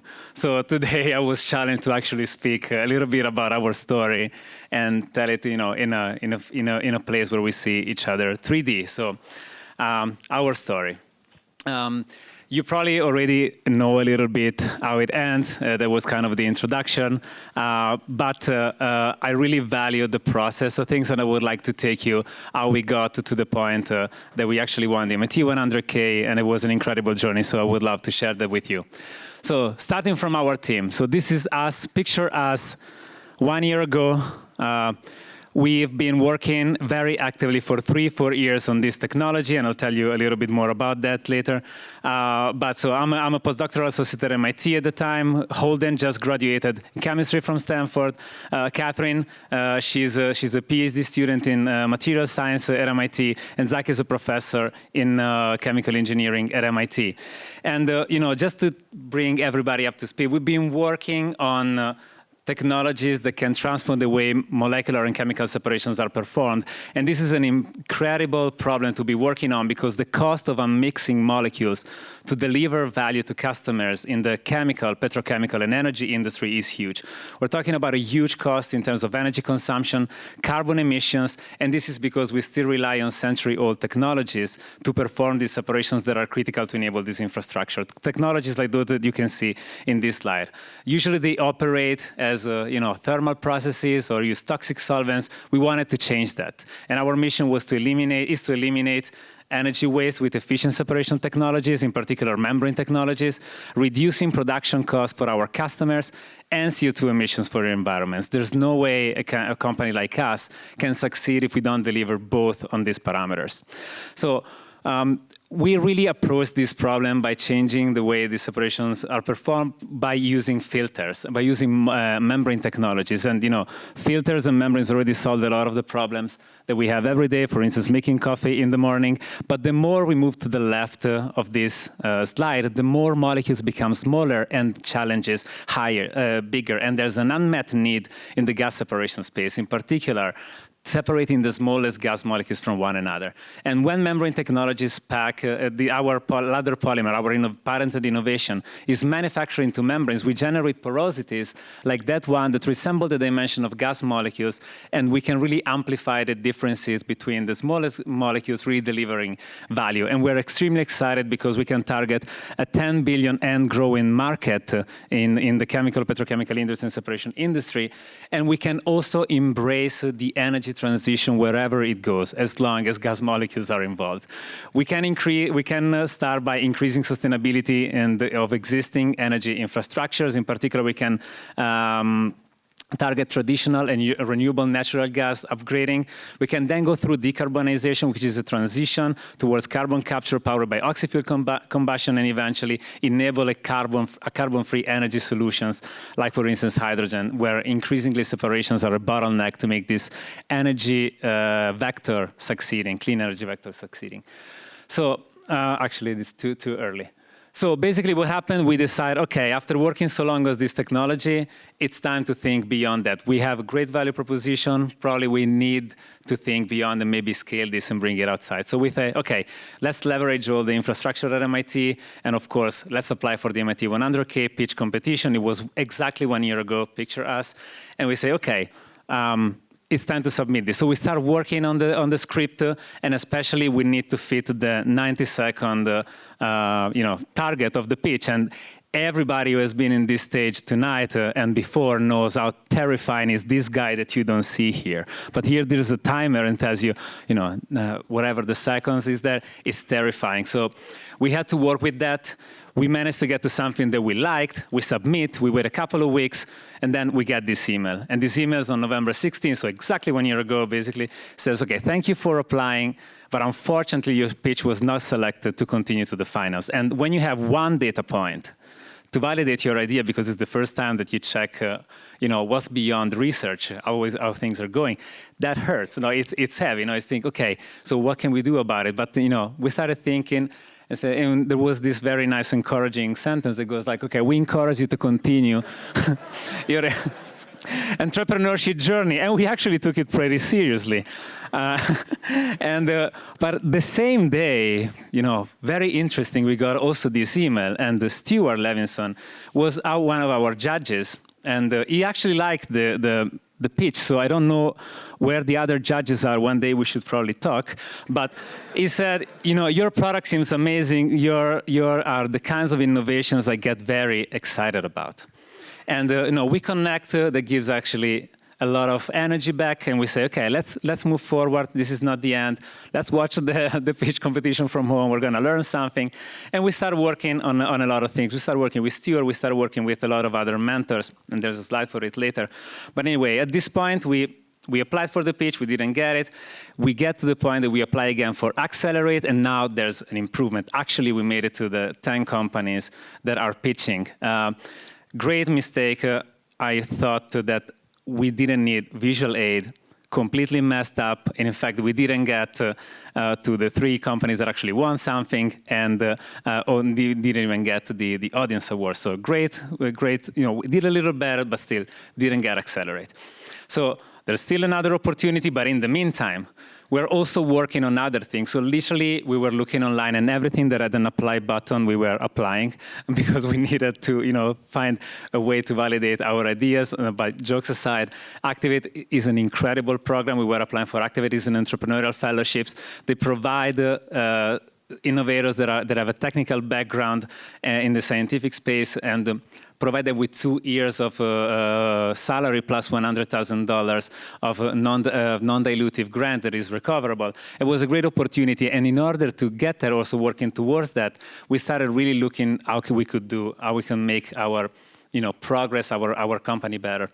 And there is this sentence that really stuck with me when we started working on really going beyond the technology. This sentence was told by Karen, Leon, Roman. If you know them from the MIT infrastructure, they're incredible.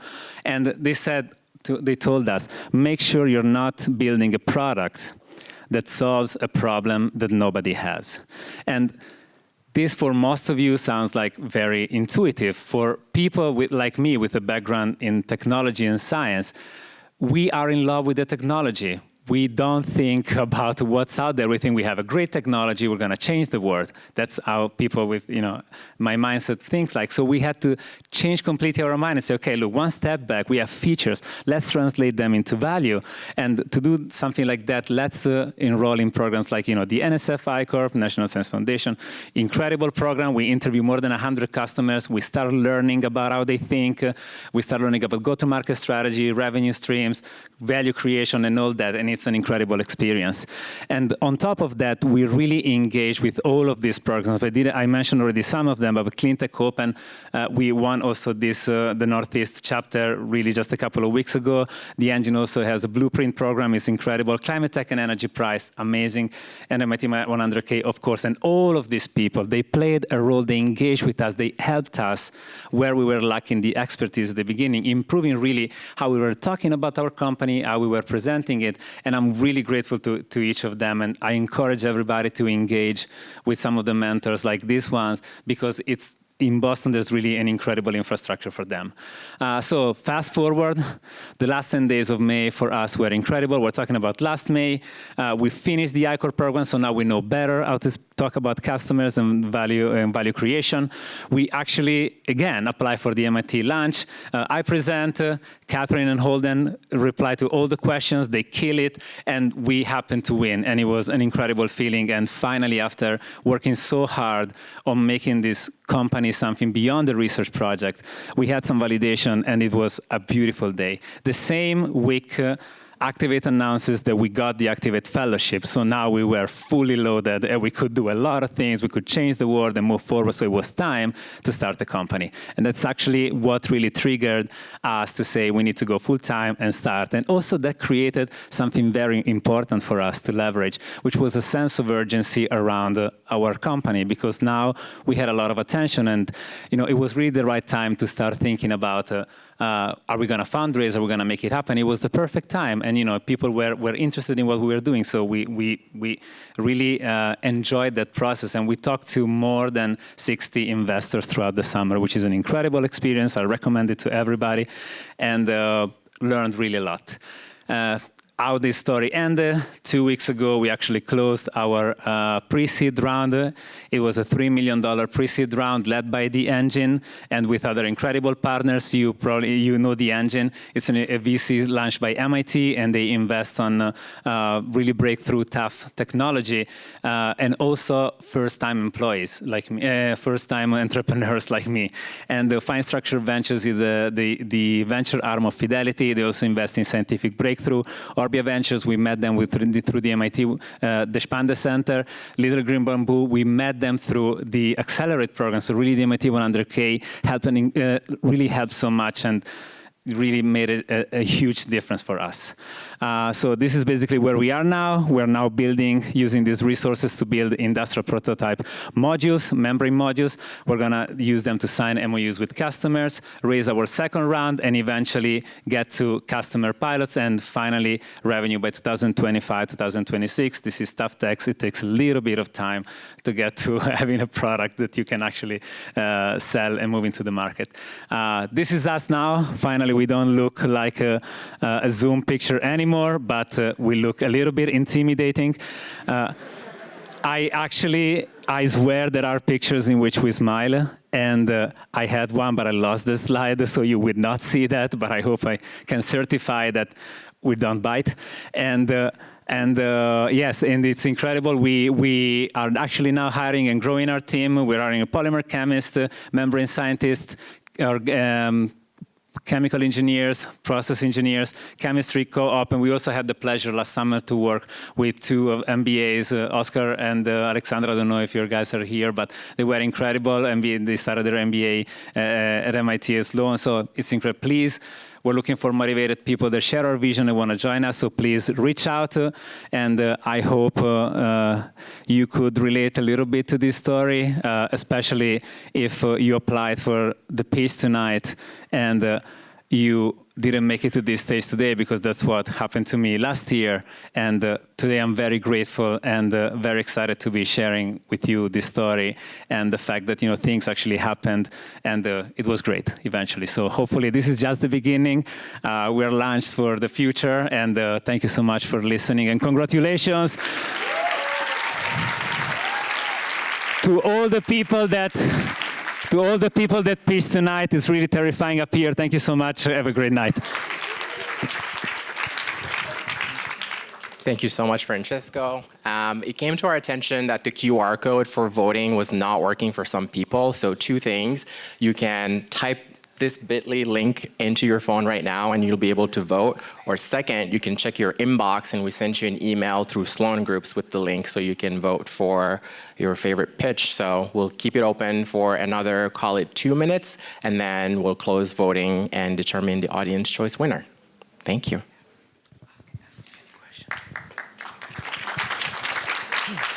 Perfect. So during while you guys vote still, we're going to ask Francesco a couple of questions, if you agree. We want to thank you again. This is a story of resilience, and I loved all the graphics. It was a super interesting story, inspiring, and it just shows that even if one thing does not work out, you're supposed to actually push through and then try to find more options, more ways that you can actually succeed. Exactly. So, yeah, maybe we'll give you a mic. That'll be better. Should I get the third one? I can also scream. Yeah. Without the microphone. But then we wouldn't hear you online, probably. All right, yeah. Yeah, maybe you can grab the... All right, so you just told us that you just raised a Series A, right? A pre-seed. A pre-seed, Series A is huge. We're going to get there, hopefully, one day. Right. Can you tell us a little bit about how the process went for you? What were kind of like the things that you were looking at in selecting the right investors? What do you think the investors were looking at in investing in your team? How did you show, that you had the right people on board? Maybe you can this way. So, the fundraising process for us was an incredible process. It was the first time that we were, of course, fundraising, and as I mentioned before, I learned so much, and it was really enabled by the fact that we could finally create urgency around the fact that we had a path forward. And a path forward is, if you make a decision, you're going to go full time, you have a team, in order to do that, having things like the MIT 100K in hand, having things like the Activate Fellowship with 2 years at least of runway for your salary at least, and a little bit of money that you can spend in rent and technology development, etc. It's huge, right? So that was really key. But the second thing, in terms of to answer the question around the investors, it's really you want to find people that are excited about your idea as much as you are, and I think spending the time to align. To see if your vision aligns with their vision is critical, especially at the beginning when the idea is so fragile, is so new, that you need to find that the people that invest in you they want to go in the same direction you want to go. And this is what we found with some of the, all of our investors. And those are really incredible people that empowered us, shared our vision, and are excited about what we do. And we're excited to work with them. Great. Also, as we mentioned in the bio, you're a founder of Fail, where you talk about resilience on that platform. And I heard you just had an event. So can you tell us a little bit about that and how that went? Yeah, so I started at MIT as a visiting student in 2017, and with a bunch of international people, we realized that there was an opportunity in a space like MIT, but literally in any other hyper-competitive environments, to create a platform in which people could share stories that are not just the tip of the iceberg, not just the details that people remember and what defines you in the success that you achieved, which is also one of the reasons why I said, let's talk about the process, because there's so much beyond the details that people remember. And you need to share unfiltered stories of resilience, of failures, vulnerabilities, and not hide them.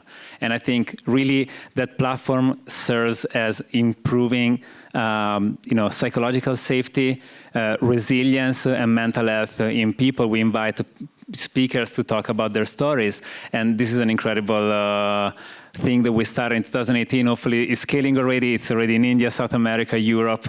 It's an amazing platform, and hopefully many people can benefit from those stories to realize we're not alone in having harsh moments, and it's not just the tip of the iceberg. Right, and maybe some of the startups that were with us tonight will be able to also join, talk about their story, and also learn from others. That would be amazing. Yeah, going back a little bit to Osmosis, can you tell us kind of like how you screen people in terms of putting together a team? What was your process? What were you looking for in people? And your recipe for success? I mean, we just started, so I think success to me will be defined if in a few years we'll achieve an impact which is really for us reducing energy consumption, carbon emissions, and making customers saving money. This is really how we will define success. But definitely on the way there, it's important again to be surrounded by people that are excited about what you do. And for us, this came together very nicely because we did for 3-4 years research together. So we got to know each other very well. And team is actually a very important thing. It's something that I wanted to mention also before, like an advice that we give in our fellowship, etc., they give to solo founders is don't be. Just don't, because it's so important to have people around to bounce ideas off, talk about things. And I'm so excited about our team, Holden, Catherine, and Zach, and others that have been working with us, because we really spent many years working on this, building it, creating this startup, creating this idea, and now it's taking shape. And I think it's really about that at the beginning. Skills, I think, of course, very important, but you need to find that excitement and the joy of doing what you do. And I think this is really how the team came together. That's great. And then after you received the email about pitch, and then you ended up, first of all, how long did it take to get the email from the judge that was really excited about talking to you? So the email from the judge arrived 3 hours before, but I think I read them at the same time because I was in the lab working on the technology. So you had both. So I read them at night, and I was, oh guys, by the way, we didn't win. Oh, but actually, there's a guy that want to talk to us. And oh, by the way, I didn't mention that. Is an investor in our pre-seed. So we connected through the MIT 100K pitch. We didn't get in, but we worked together for 1 year, and Stuart is one of the investors in our pre-seed. So it's incredible how many connections can happen, randomly. And again, the slide with all the advisors and mentors is really what matters to us, the people around this idea. Definitely. A bad news and then a really, really good news. Yes, exactly. Thank you so much, Francesco. Thank you, everybody, for listening. All right, so tonight we'll be presenting 2 prizes.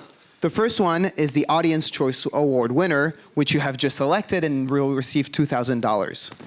The second one will be the grand prize winner, which will be selected by the judges and will receive $5,000 of non-dilutive funding.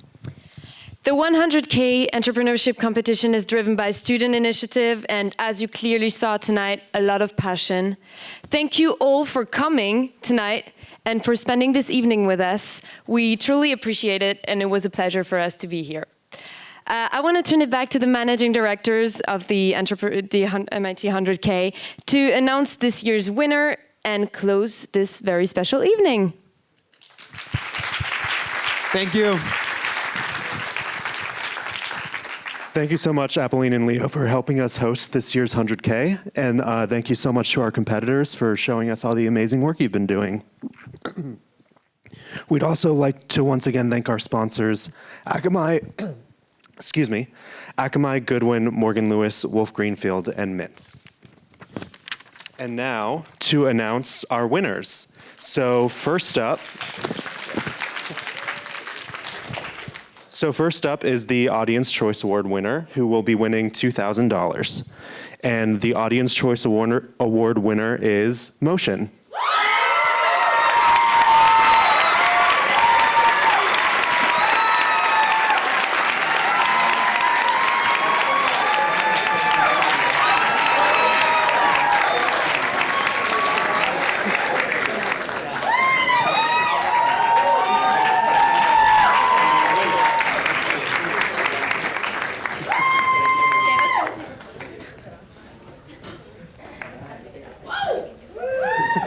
Do you want to take your masks off for a picture?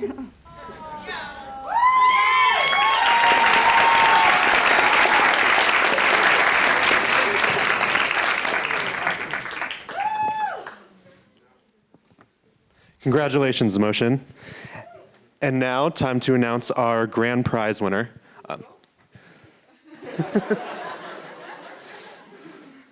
So the grand prize winner chosen by the judges will be receiving $5,000. And the winner is Teal Health.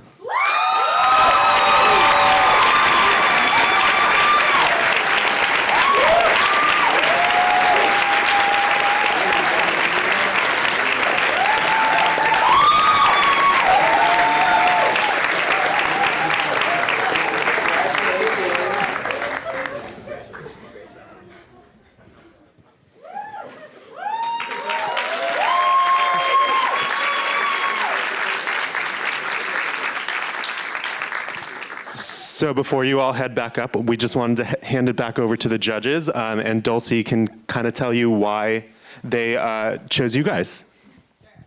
Congratulations. We were super impressed. Above all, we thought that you guys had a really clear, compelling, and passionate articulation and quantification of your problem. You guys as a team were totally on point between, I think, bringing the passion and also being able to sort of back that up with a lot of research and facts and making it personal, so you have a great team dynamic, and we thought that was fantastic.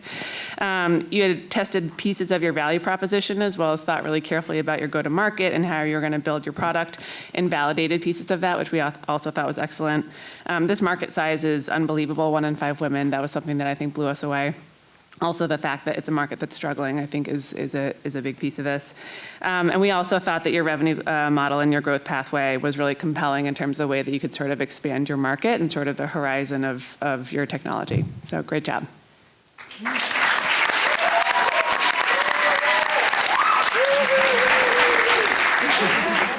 Congratulations. Great job.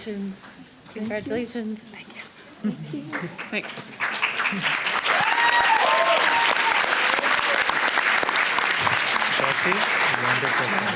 Thank you so much for that explanation, and congratulations, Teal Health. Thank you all for joining us this evening and for making it a night to remember.